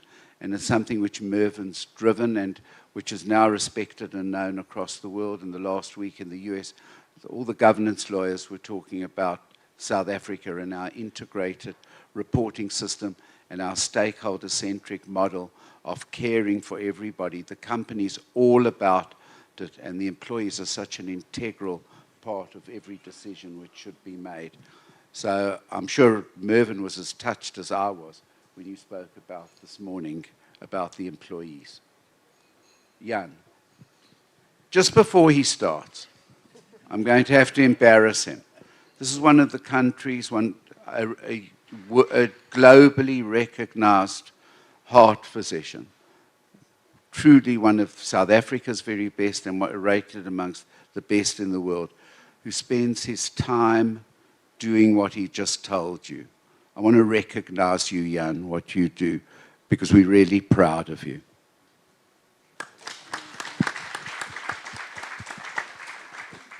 Thank you very much, Michael. As much as I admire your socks, you're not very good with names. So as a start out, that's Jan, and he's going to be singing. I am not going to be singing. So. Thank you very much, and it's a huge honor to be here. Michael's words were,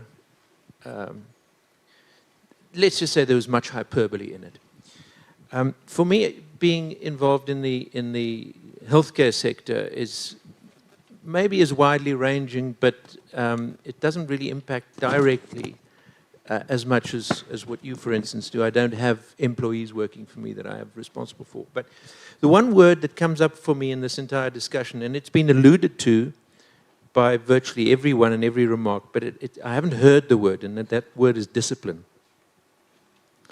And I'm a pretty simple-minded person, so I'd like to add to the quote that says the best explanation usually is the simplest one. And if I talk about discipline, I'm not talking about authoritarian discipline. Like my father, being as German as he was, he could align my chakras with one swift movement of his hand. I'm not talking about that kind of discipline. I'm talking about the discipline of self-management. and I'd just like to take you a couple of minutes on how I employ that in what I do every day. There's a quote which says, "You are what you repeatedly do, therefore excellence is a habit and not an achievement." And I dealt with some addiction issues early in my life, and I met some very interesting people, and one of them has become a close friend of mine, and he said to me, "Do you know about the 12 steps of Alcoholics Anonymous?" And apparently Henry Kissinger was asked what he thought the most important invention of the 20th century was, and he said the 12 steps of Alcoholics Anonymous. And although I'm not an alcoholic, and I hope I never do because I do really love my wine, but he took me through these 12 steps. He's an addiction counselor, and he's even written books on the 12 steps of addiction for non-addicts.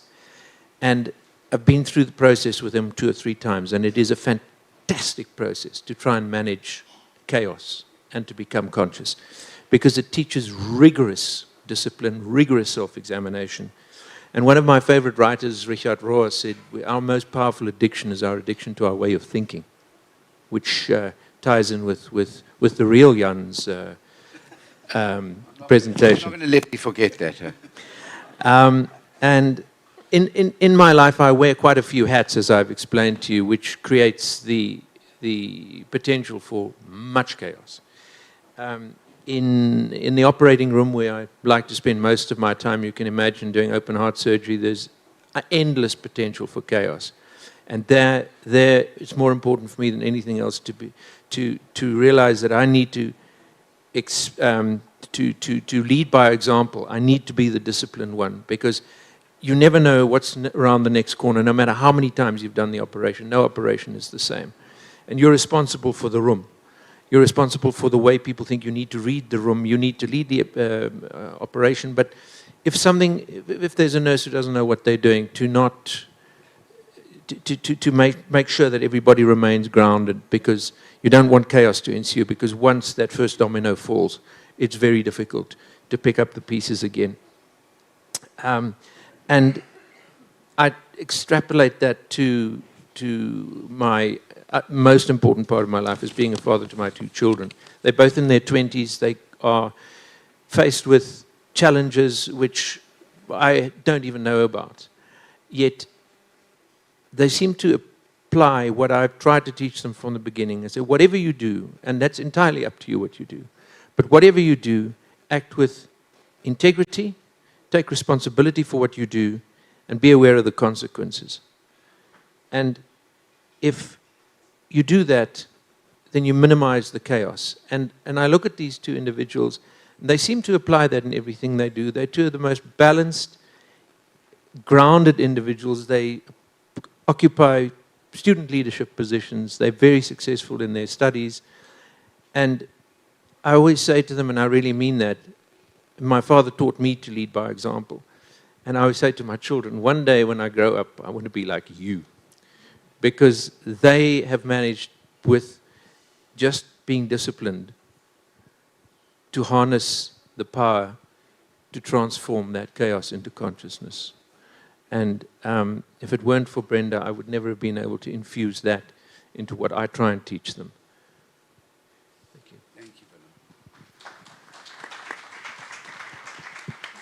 Thank you, I'm always so jealous of doctors, because, I mean, being Jewish, every Jewish parent wants their child to be a doctor, and if you're a little bit retarded, a lawyer, hence my career. So.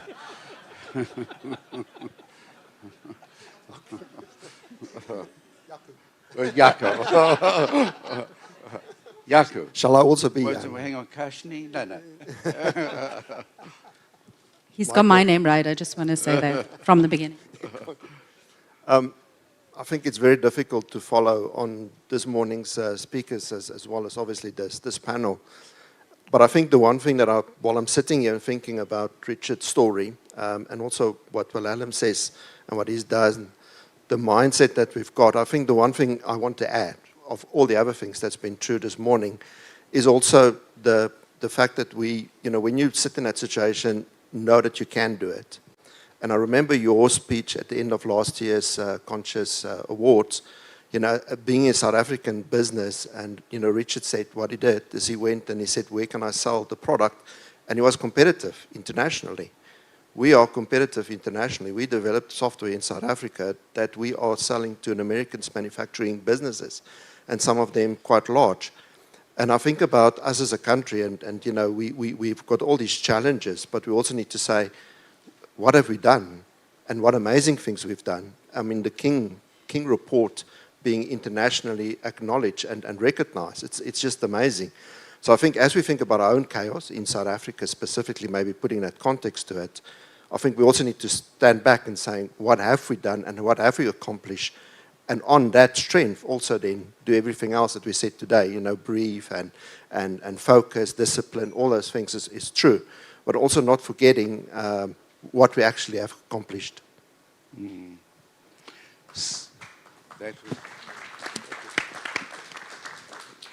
Yeah, I think what's really important is we need to stop fixating on this chaos part. It is chaotic. But somebody said to me the other day, a very elderly gentleman said to me, it was very chaotic when the Second World War came, but we made it. So it is very chaotic at the moment, but I think it has just take a step back away from this chaos, and Jan gave us some incredible advice today how to deal with it. Let's stop fixating on the chaos. There are challenges that we need to meet, and the measure of us is going to be if we can meet them. So we need to overcome that challenge from chaos, and we need to move through to consciousness. So that dreaded sign of the 5 minutes has just gone up. It's like being caught in a speed trap when you're speaking here on a panel, and that sign goes up. Brenda, you remind me of a traffic inspector. So it's down with time. Yeah. So, Jan, would you be prepared to give us? I've got to share it with you. Please, just one. Go and look on my website. There's some recordings there, Michael, really. I've got a scratchy throat. Brenda gave me 5 minutes. Don't have enough breath. But please, bear with me. I'll come and sing for you again at the awards. Okay, done. At the awards dinner, Brenda, did you hear that? So we've got a contract. He made an offer. I accepted it as a binding contract. We've got witnesses. We'll sue if you don't sing. Did I mention I'm out of the country at that time? Thank you very much, everybody, for your participation. And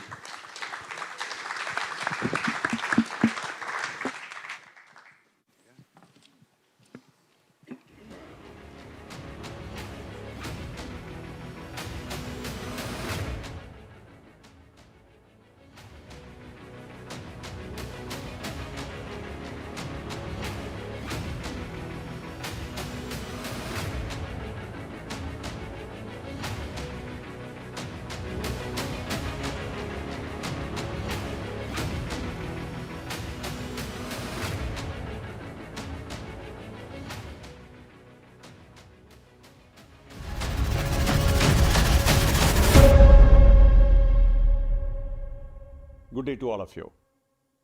The Conscious Leadership and Ethics Summit is taking place in Johannesburg as we speak.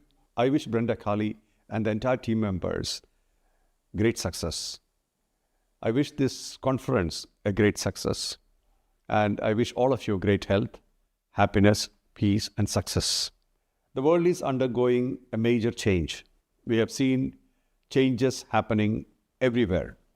Policies are changing, governments are changing, ideas are changing, partnerships are changing. Everything is changing. This is the time when we should think about what is real, what is realistic, and what is ethics. Now, we see in the world policies which are changing the equations of friendship between countries. Polarization is happening in various levels. There are taxes and rules which are alienating people. Some of the countries which are not so strong could be well isolated and even annihilated. and some of them may conglomerate and become strong forces in the future. So, as America and the European Union and all those people are debating on the equation of friendship, business world is changing. The world of trade is changing. Ideas are changing and connections are changing. The strength of a country is its agriculture or trade between other countries, and the relevance is the same. But what's happening today is that supremacies are ruling and a kind of colonization is happening through business. So it's important to unite, stay united, support each other. The small and big should work together, and everybody should earn their bread through ethical means. On the other side, because of the polarization, we have seen that in the Second World War time as well. The world of trade changed and it led to a world war. So one of the reasons for the World War II was this change in equations, the change in policies, supremacies. They all affected deep change in the lifestyle or life structure of the country or the countries in question. So we are seeing similar movements now. We can see it evolving and maturing or becoming decisive by 2029, 30, 31. We can see that happening already. Things are brewing.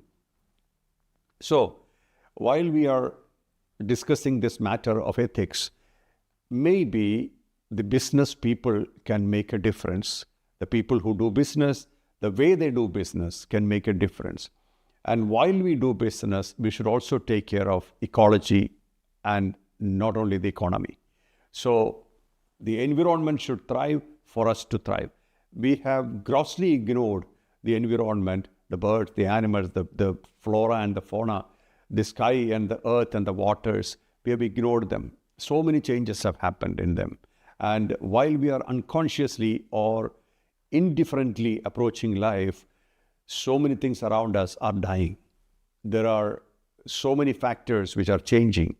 So it's time to wake up, to look around and see and feel how the world is around us. The world has to be healthy around us for us to be healthy. We are unconsciously existing, destroying the ecology, and we are often indifferent about many things around us. And not only the governments cannot do everything alone. We have to play our role. We have to educate our children. We need to understand the nature. And if the nature is not healthy, we are not healthy. So I would like to leave with this thought in your mind that a conscious existence is vital for a healthy lifestyle. So when I say conscious existence, I would say that all the things around us we should feel, more feeling, feel everything and make our life in tune with the nature. I wish all of you great success. I wish you great understanding and awareness, and I wish you all the good things of life. This is Mohanji for you. Thank you.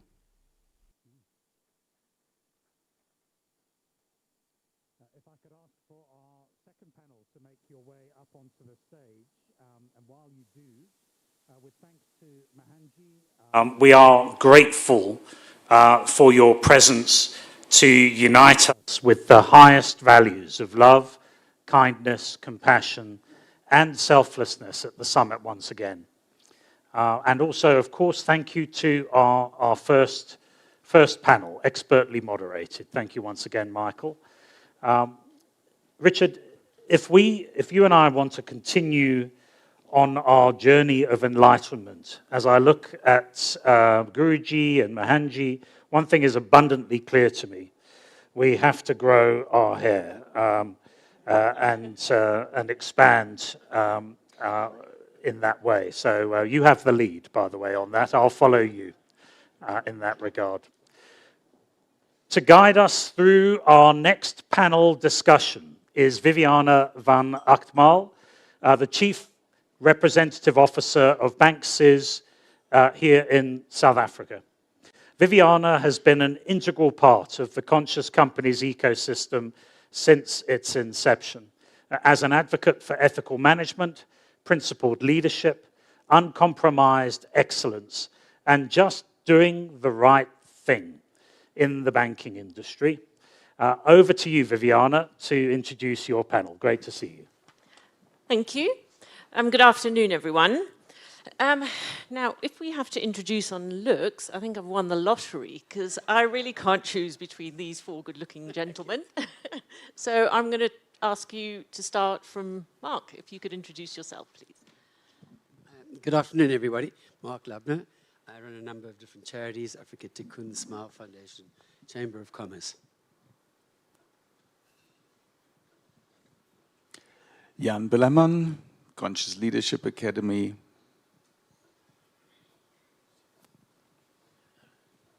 Shadrick Mazaza, physician and academic at UCT Graduate School of Business and founder of African Consciousness Institute. Slaven Gajevic, Maximum Group, Mega Projects and Ecosystems. Welcome, everyone. So leadership today is not just about managing teams, organizations, or systems. It is also about managing the self. Amid economic pressures, cultural shifts, and constantly evolving global landscapes, leaders are facing not only external chaos, but deep internal conflict. And while external turmoil might demand strategy, structure, and speed, internal chaos asks for something much more profound: stillness, self-awareness, and a conscious return to what truly matters. The conversation we are going to have today is about what happens behind the curtain, where leadership meets uncertainty and decisions carry emotional weight we often don't talk about. Each of our panelists today has led through chaos, not just in their business decisions, but in themselves as well. We'd love to hear how they actually process chaos, tension, and conflict in the middle of real leadership moments. Because at some point, every leader faces a moment where logic doesn't cover the full cost of a choice. And that's where awareness, integrity, and clarity matter the most. So that's the terrain I'd like to explore with my panelists. So first question I'd like to ask is, leadership often requires carrying a silent emotional load and unspoken pressure. How do you notice and recognize when internal conflict and tension is affecting you and or your leadership style? And what adjustments do you make in your day-to-day behavior when it does?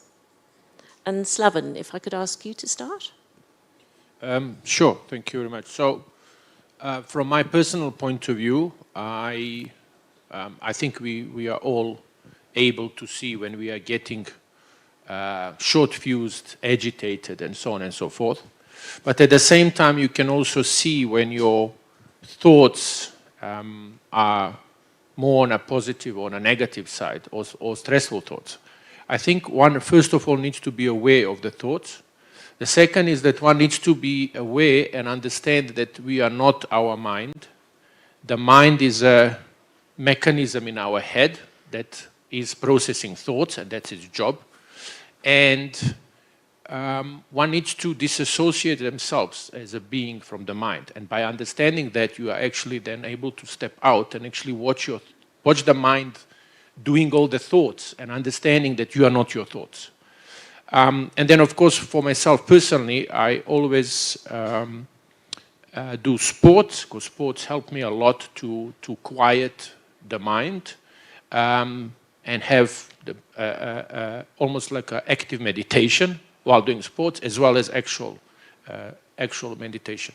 And then, of course, lots of reading and so on also helps broaden the mind as well as quieten it. Thank you. Slaven, do you ever get to a point when you realize, you think, hang on, these thoughts are not the right things, not what I should be thinking? How do you recognize that when it's your brain's been churning and churning and you suddenly all come the to time conclusion?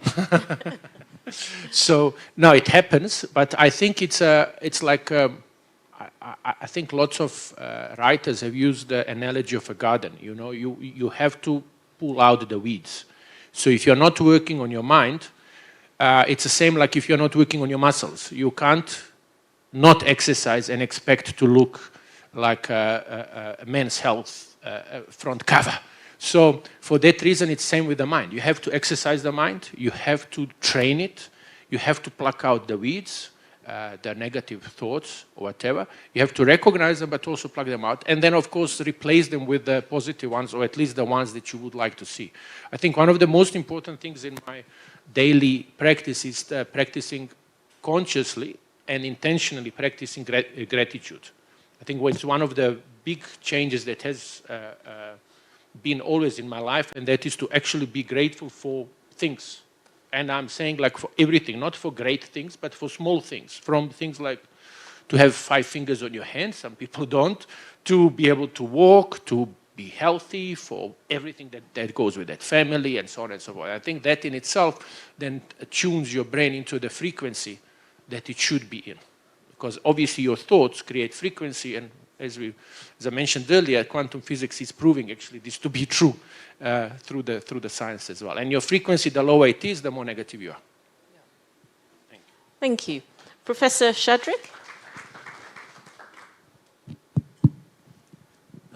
Thank you. For me, I'm in the business of not creating the tension, stress, anxiety to begin with, and not doing something about it when it's actually happened. And so if I was to answer your question, the answer is understanding, continuing to deepen your understanding of how your mind works and where your experience is coming from. Because the anxiety and tension that we have is because of a misunderstanding. We think people, events, and situations are creating what we are experiencing. It's actually not true. It's just an experience. We are creating our experience ourselves using our mind and then projecting it outside to say, oh, they are making me feel this way. And that's why we are running around in circles, because they are not. You are always experiencing your thinking. In fact, if I may share this, the understanding is if we remember quickly when it starts, that no human being experiences what they are thinking about. No human being experiences what they are thinking about. They always experience their thoughts in the moment, from moment to moment. Which means that the same situation, you can have pleasant thoughts now, and 2 minutes later with the same situation, you are not stressed, you're not anxious. The situation has remained. What has shifted? Your thinking. 100% of human experience and feelings are coming from your thinking in the moment. So that's the one thing. The second, if I may share it, if that doesn't work, and you're having thoughts that are torturing you, is also to remember this simple, that's what I share and I use it myself, is to also remember from what I've just said, it means that each time we are having terrible experiences, it means we are generating terrible thoughts. And every human being, this has been shown, that we have thoughts coming into our awareness, 60 to 100,000 thoughts, and they leave, most of them, every 24 hours. So 60 to 100,000, they come into our awareness. Most of them leave. We're not even aware of them. Some of them stay. Which ones are the ones we invite to stay innocently are the ones we experience. And how do we invite them to stay? By paying attention to them. The thoughts are always moving. Until you pay attention to them, it's like on the computer you click, and then obviously those thoughts now will come to form, and then you will experience those thoughts.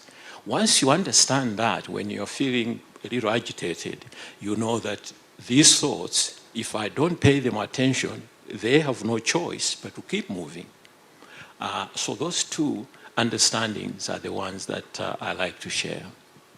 Thank you. Gosh, the brain and thoughts. Jan, what's your thoughts? Yeah, I'm with Slaven and I'm with Shadrick here. what I do for myself is in the morning I have a sadhana, so I sit and getting into making sure that my state is right when I start the day. And I totally do the same. It's I can only say don't believe everything what you are thinking, because it just comes and goes. And we even can see from a scientific perspective that only by engaging with that thought, let's say you have a negative one, you believe it, and then you are engaging with it, it stays with you. Otherwise, it's just, let's say you have fear, it takes 90 seconds to 3 minutes for the body to process it, and then it's gone. So who stays longer in fear than just 3 minutes? You are refueling the thought, engaging with that thought, and then you are holding on to it, and therefore it becomes your reality. You start to identify with it.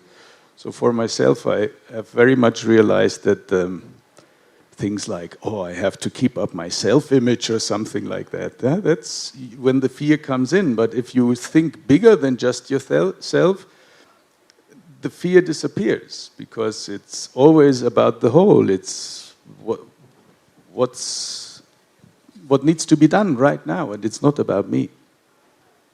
Thank you. Mark? I would love to say that I could add to the intellectual conversation, but I think the group of intellects that have gone before me have pretty much said it all. I tend to, look at things on a very much practical do-something basis. So I do accept that very often what I try to do is look at what's the reactions around me, and that's going to give me some indication as to what's the behavior in myself that I'm not necessarily seeing. Am I encouraging people to be the best that they can possibly be? And if I'm witnessing behavior around me, I've got to recognize that may be, that I don't like. That maybe is a mirror in the way I'm acting. So that's my first sort of indication. How do I treat chaos and stress? Is through gratitude. Every time I find that I get into that fearful state or that worried moment, I try to actually look around and see how much I have to be grateful for. And I find that gives me a sense of confidence to be able to cope with no matter what the challenge might necessarily be. There's last point is I also recognized that so often the stressor isn't the issue, but it might be the individual who's bringing the stress to me. So we might see the orange man as the guy who's responsible for causing the issue. And that then prevents us from necessarily looking, thank you, at what the issue itself might necessarily be that I need to cope with. So often what we end up doing is we point a finger of blame at the messenger, and yet the messenger often is in fact a gift, bringing to a consciousness an issue that we might necessarily want to be cognizant of. And if you start to, I'm not suggesting that every single person who brings stress into our lives is necessarily to be looked at as a gift, but it does give you the opportunity to maybe reframe what that challenge or what the cause of chaos might be. Thanks, Mark. Jan and Mark, you've mentioned a very important word. I think they're fear. And I think fear-based decisions is something we need to try and avoid. But how to avoid those is quite difficult. So fear-based decisions are primarily made out of desire to avoid potential negative outcomes or consequences. And they often protect the status quo. Courage-based decisions or value-based decisions pursue growth, integrity, or purpose, even in the face of uncertainty. So how do you distinguish between and recognize if you're making fear-based decisions or value-based decisions when you're in the thick of uncertainty? And Mark, if I can start with you. Yeah, I think I'm going to actually leave you to answer the question, but maybe make just an observation. Human beings are absolutely terrible at predictions. It's a crazy situation that we sit thinking invariably, as you were saying earlier on, Jan, about what will happen if. 9 times out of 10, we don't have enough facts. We don't have enough data. So what I often try to do is, rather than try and predict what the outcome might be and therefore live in suspicion of what that might be, I try to gather facts and make decisions in the now, based on the facts that I've got now.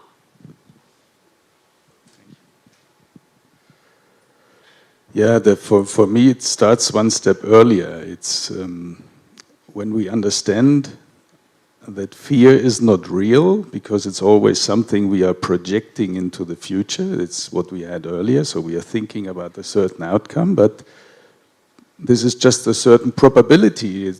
As Mark just said, we are bad in predicting, and so we take our experience of the past and we are projecting it into the future, but we don't know what will happen. Eh? So maybe another pandemic comes around or something. There's so many things, so many factors which we can't factor in. So I think the fear comes always back to me if as I said, if I need to protect my self-image. As long as I'm identified with my role, with my thinking, with my contribution, then I have fear because I can lose it. If you understand that fear is not real in this moment, there is no fear, it's just a projection. So why should I have fear? It's just a thought that triggers some fear in that system, but this is a statistical probability behind it.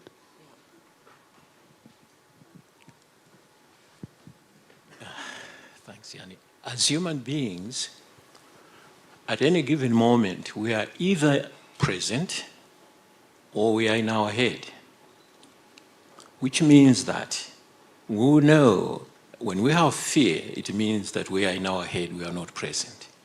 It means we are not identifying with who we truly are. We are identifying with our thought-generated perceptual realities. In other words, the fear itself, as a matter of fact, all emotions are feedback mechanisms to tell us whether we're present or not. Whenever you have an emotion, a fear, anxiety, aggression, it means you are no longer at home. You are at the movies. And normally when that happens, we think some more. Oh, something is wrong with my life. I need to make sure that I'm not suffering like this. But more thinking creates more symptoms. So fear is a feedback mechanism like any other emotional. When it happens, you know you are at the movies and there's only one solution. Come back to the moment. When you come to the present, that emotion goes away. You don't need to do anything about it. Sadhguru put this very well. He says, pain happens to the body. Psychological suffering is what your mind does.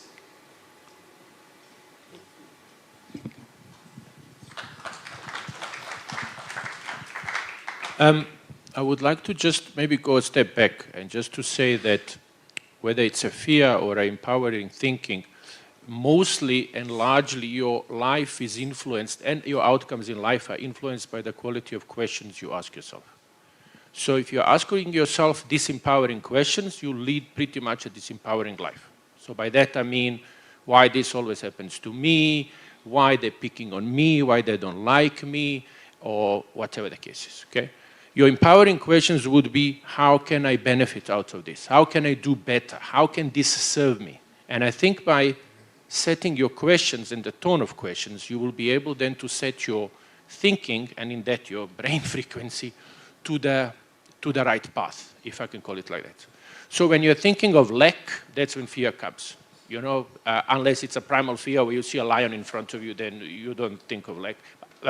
But I'm saying barring that, everything else in your head is just, of course, playing the movie and thinking disempowering questions.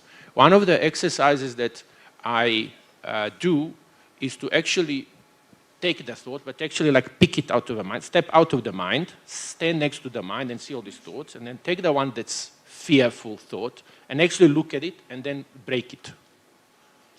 So you have to consider, sometimes fear has some good points, and you want to know, are these points valid, or are the parts of these points valid? And then you break it, or break it against something. The main thing is you want to see it splatter, or you want to see it go shatter into pieces. And in that way, then you can, of course, start asking your empowering questions. Just in closing, I always say that whatever you do, or at least for me, I want to have fun doing it. So, you know, if you have to walk through hell, for argument's sake, do it like you own it and have fun doing it. There's always ways to make things fun. Always. Even when they are not nice, there's always ways to make fun. Thanks. I love that. Thank you, Slav. And have fun and shatter the bad thoughts. So we're obviously talking a lot about being present. Aligned with that is self-awareness. So how does self-awareness help in transforming inner chaos into more conscious action, and especially when emotions are high? Mark, can I start with you? Yeah, I think my gut reaction to it is probably I'm too busy living, quite frankly, to worry too much about, you know, my own sense of self in all of that. I think my sense is that my own personal life is to be involved as a catalyst of change. So rather than necessarily seeing myself as the center point, it's rather very much more I look at myself as how do I help to facilitate? Yeah, I think at times where, you know, emotions obviously necessarily creep in, disappointment, joy on the other extreme. My sense of it is that can I do more than just necessarily satisfy my own sense of need? Recognizing my own sense of need is often also tied up in fulfilling the needs of others.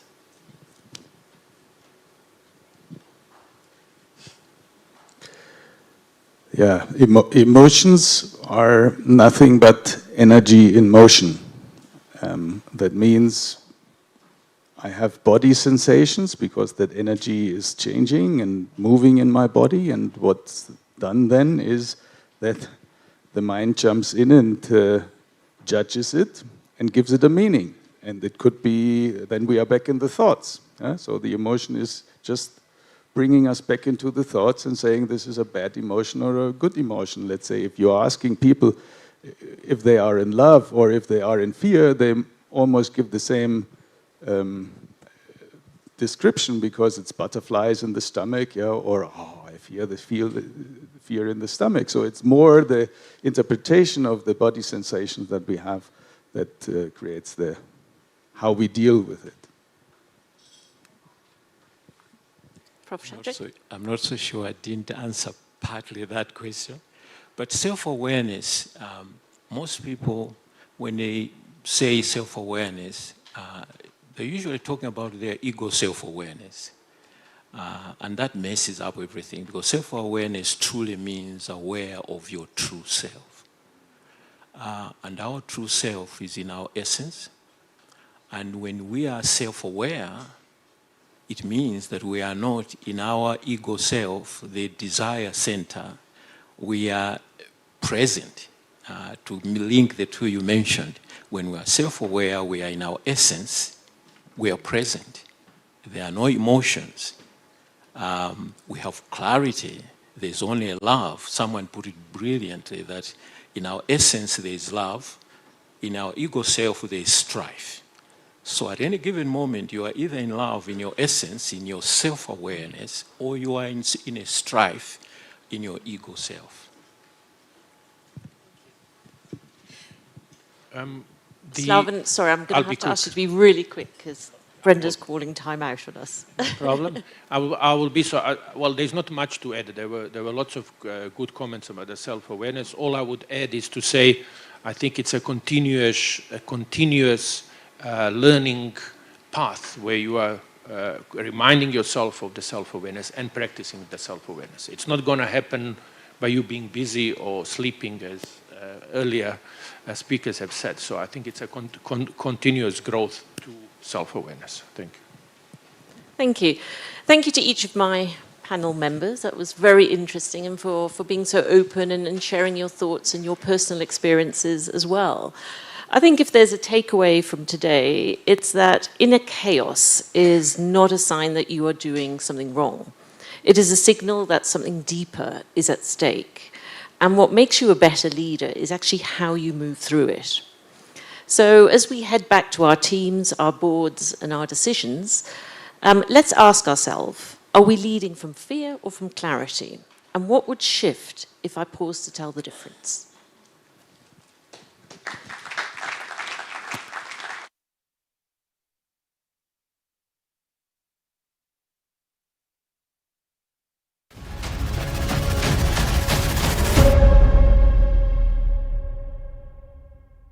Good day. We gather here across continents, cultures, and convictions with one shared intention: to shape a future that is not only prosperous, but wise.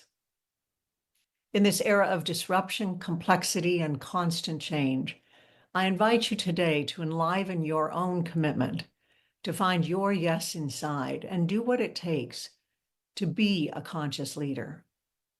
So who is a conscious leader? A conscious leader is one who is deeply aware of, invites, and applies wisdom. To lead consciously means choosing awareness over assumptions, presence over reaction. And it's not a title, it's a practice, not a destination, but a daily choice. To be conscious is to lead wisely with clarity, responsiveness, and humility. Our world needs conscious leaders who cultivate and employ their wisdom. Conscious leaders like you. And what does that look like? Well, let's talk about wisdom for a minute, because your conscious leadership draws from your wisdom, where you become aware of your internal narratives, your choices, and your impact.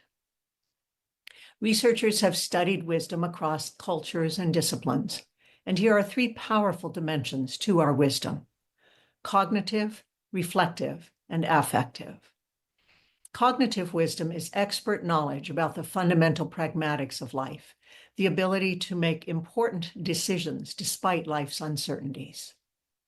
Reflective wisdom is the ability to see multiple perspectives, including our own blind spots, to be aware of and choose the story we are running in our minds. And affective wisdom is the wisdom of compassion, empathy, and the emotional courage to care. So wisdom is not just what we know, it's how we know and how we relate with others while knowing. Let me give you a personal example where I called on all three dimensions of wisdom. At a strategic planning offsite with a government agency, the team was deep in conversation. But one manager, John, sat back, arms crossed, not participating. Oh, at first I felt so irritated. And then I remembered to return to my breath. I noticed I was caught in a narrative of judgment. I got curious, and I recentered in my commitment to the team's future. I could then respond from presence. The next round, I walked up to John and I said, "I'll bet you have some wisdom to share." He looked at me, uncrossed his arms, and offered two insights that strengthened the plan. That moment reminded me that when we lead consciously, we invite others to do the same. As Robert Sternberg from Cornell University puts it, wisdom is using our intelligence to serve the common good. So what does that mean for you today? Number one, start from within. Return to presence, lead from your internal yes. Number two, understand complexity. Let the questions work you before you answer them.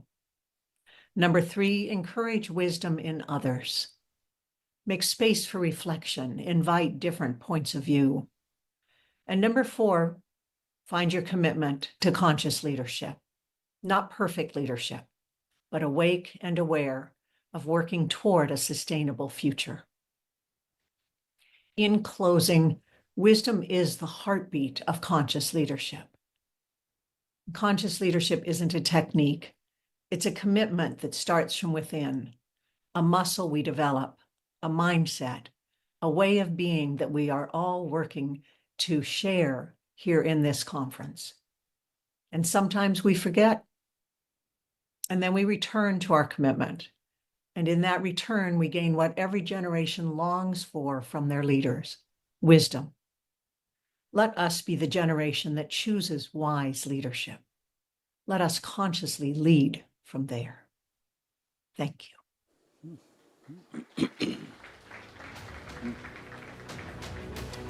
Thank you, Karen.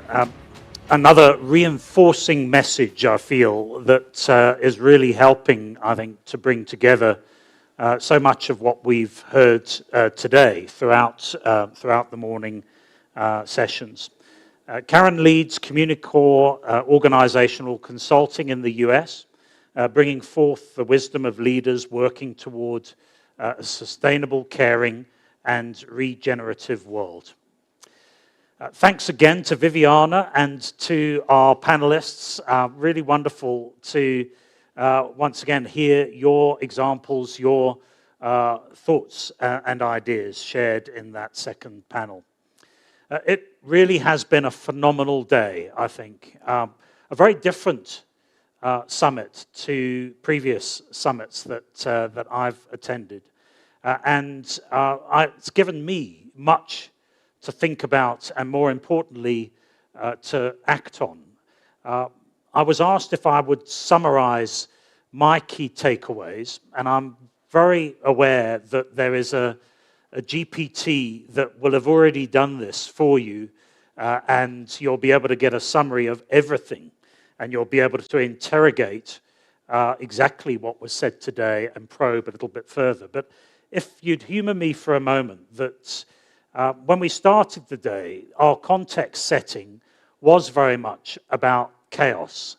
And I spoke about the VUCA world out there at the beginning, but it really started to frame the chaos, the crisis, the breakdown or erosion of trust that we heard about, the perspectives that were shared by our virtual panel, and the need for us to assure our anchor.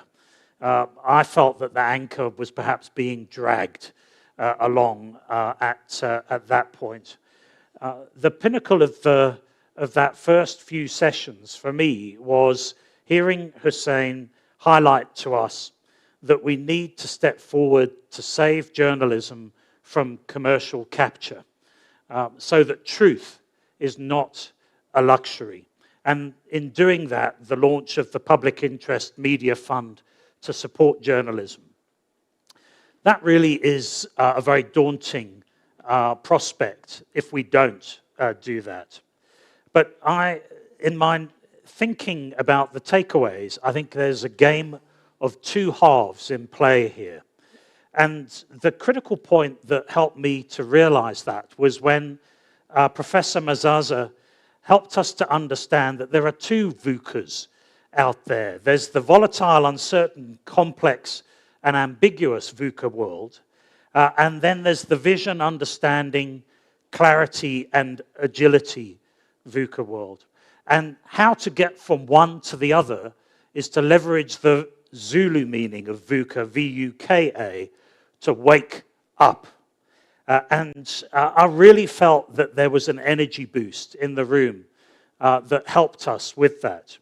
Jan, your game changer in understanding and then practicing how we can, as individuals, manage our stress was really part of that. And the energy boost that I felt when I heard Nicholas, Lubin, Richard, Slaven, and Nazir, the examples you gave, the enthusiasm that you brought into focus was really outstanding. And that focus that Pepe provided to us about the what and the why, I think is enormously valuable for us to contemplate and think about. Once again, great thanks to our panelists who I think gave many nuggets once again in takeaways from the very practical thoughts and ideas that they shared, and our gurus, Guruji, Mahanji, and Sri, who gave us really a very spiritual and very connected perspective. So much of what they are doing, I see now in the room in a very practical sense. The message about consciousness really is coming to the fore, and I believe that we are acting each year more and more as conscious leaders. I want to remind you to please be sure to submit your input for the Conscious Leadership Strategic Report delivered to the Office of the President and to our business leaders throughout the country. There is a hard copy on the table in front of you, or you can submit input online by scanning the code that we will show on the screen, and input will be available until the close of business tomorrow. Finally, I'd like to ask Michael, if you wouldn't mind, to come back to us on stage and to provide us with your closing remarks on our day of enhancing consciousness. Please put your hands together and welcome back Michael Julian.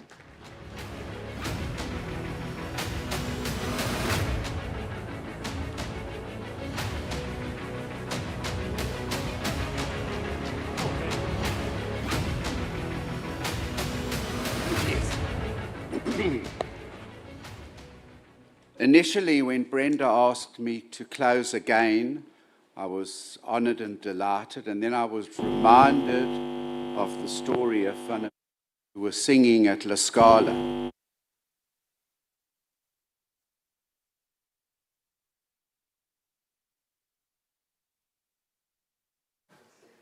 just can't do it. I'm tired. And the Italian stood up and said, "You'll keep doing it until you get it right." So I'm just concerned that Brenda asked me to keep doing it until I get it right. Last night over dinner, we reflected on the first of these events. And I recall we were in a room at the Hilton, and we moved the furniture around so that it looked like there were more people in attendance. And now, 9 years later, Brenda, you've created a miracle.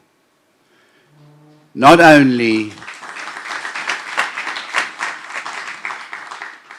and I want to tell you, having walked the journey, as I said earlier, of King with Mervyn, and now chairing the Corporate Governance Committee of the American Bar, I can tell you that you've changed corporate governance globally by extending ethical and effective leadership, which has always been the requirement, to ethical, effective, and conscious leadership. You have made your mark not only here but globally, and you have done so much for all of us, personally, for the country, and I applaud you, and I'm going to ask everybody to stand in acknowledgement to the mother of conscious leadership, our own Brenda Carley.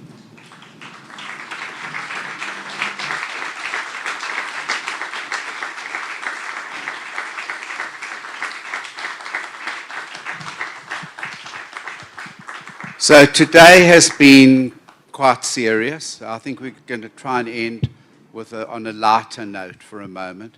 And as part of making up to Willem, also known as Jan, I'm going to tell you a little story about a woman who went to see her doctor. And she said to the doctor that why she was there was that she'd noticed that after a long and happy and a loving marriage, her husband was losing interest. And the doctor said there isn't a problem at all because we now have medication which will arouse him. And she said that's a problem because he doesn't take pills. And she said, well, that's not a problem. When he's not looking, over a cup of coffee, drop it in, and I promise you a changed environment. A few weeks later, she was back at the doctor. She said, doctor, I have good news for you and bad news. So he said, well, I've had an awful day. Tell me about the good news. So she said, well, it's exactly as you said. I dropped it in a cup of coffee. He didn't see me do it. And she said, doctor, you won't believe it. Within an hour, he was all over me. She said, I was on the table.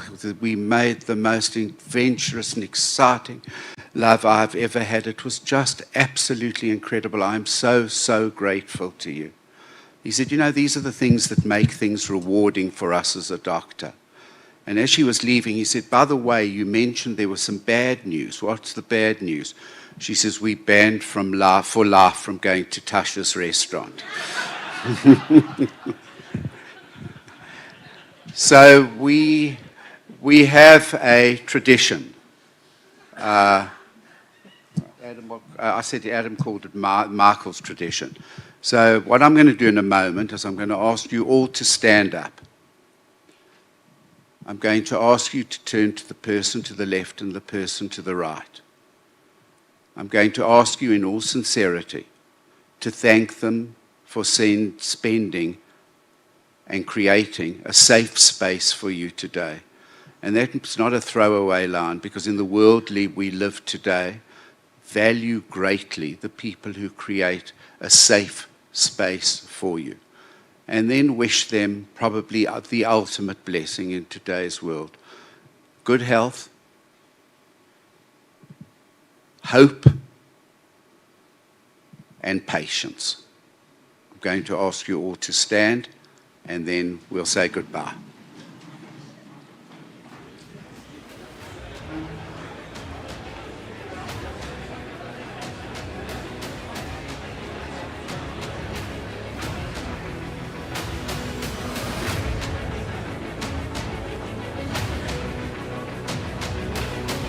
Right, thank you very much. For those of you who were groped, I've got a card. You can see me on the way out.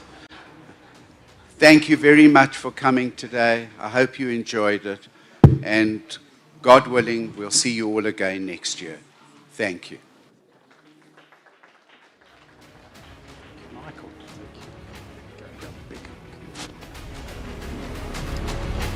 Thank you, Michael, and thank you to all of you who have joined us here today in person in Johannesburg and virtually via live stream.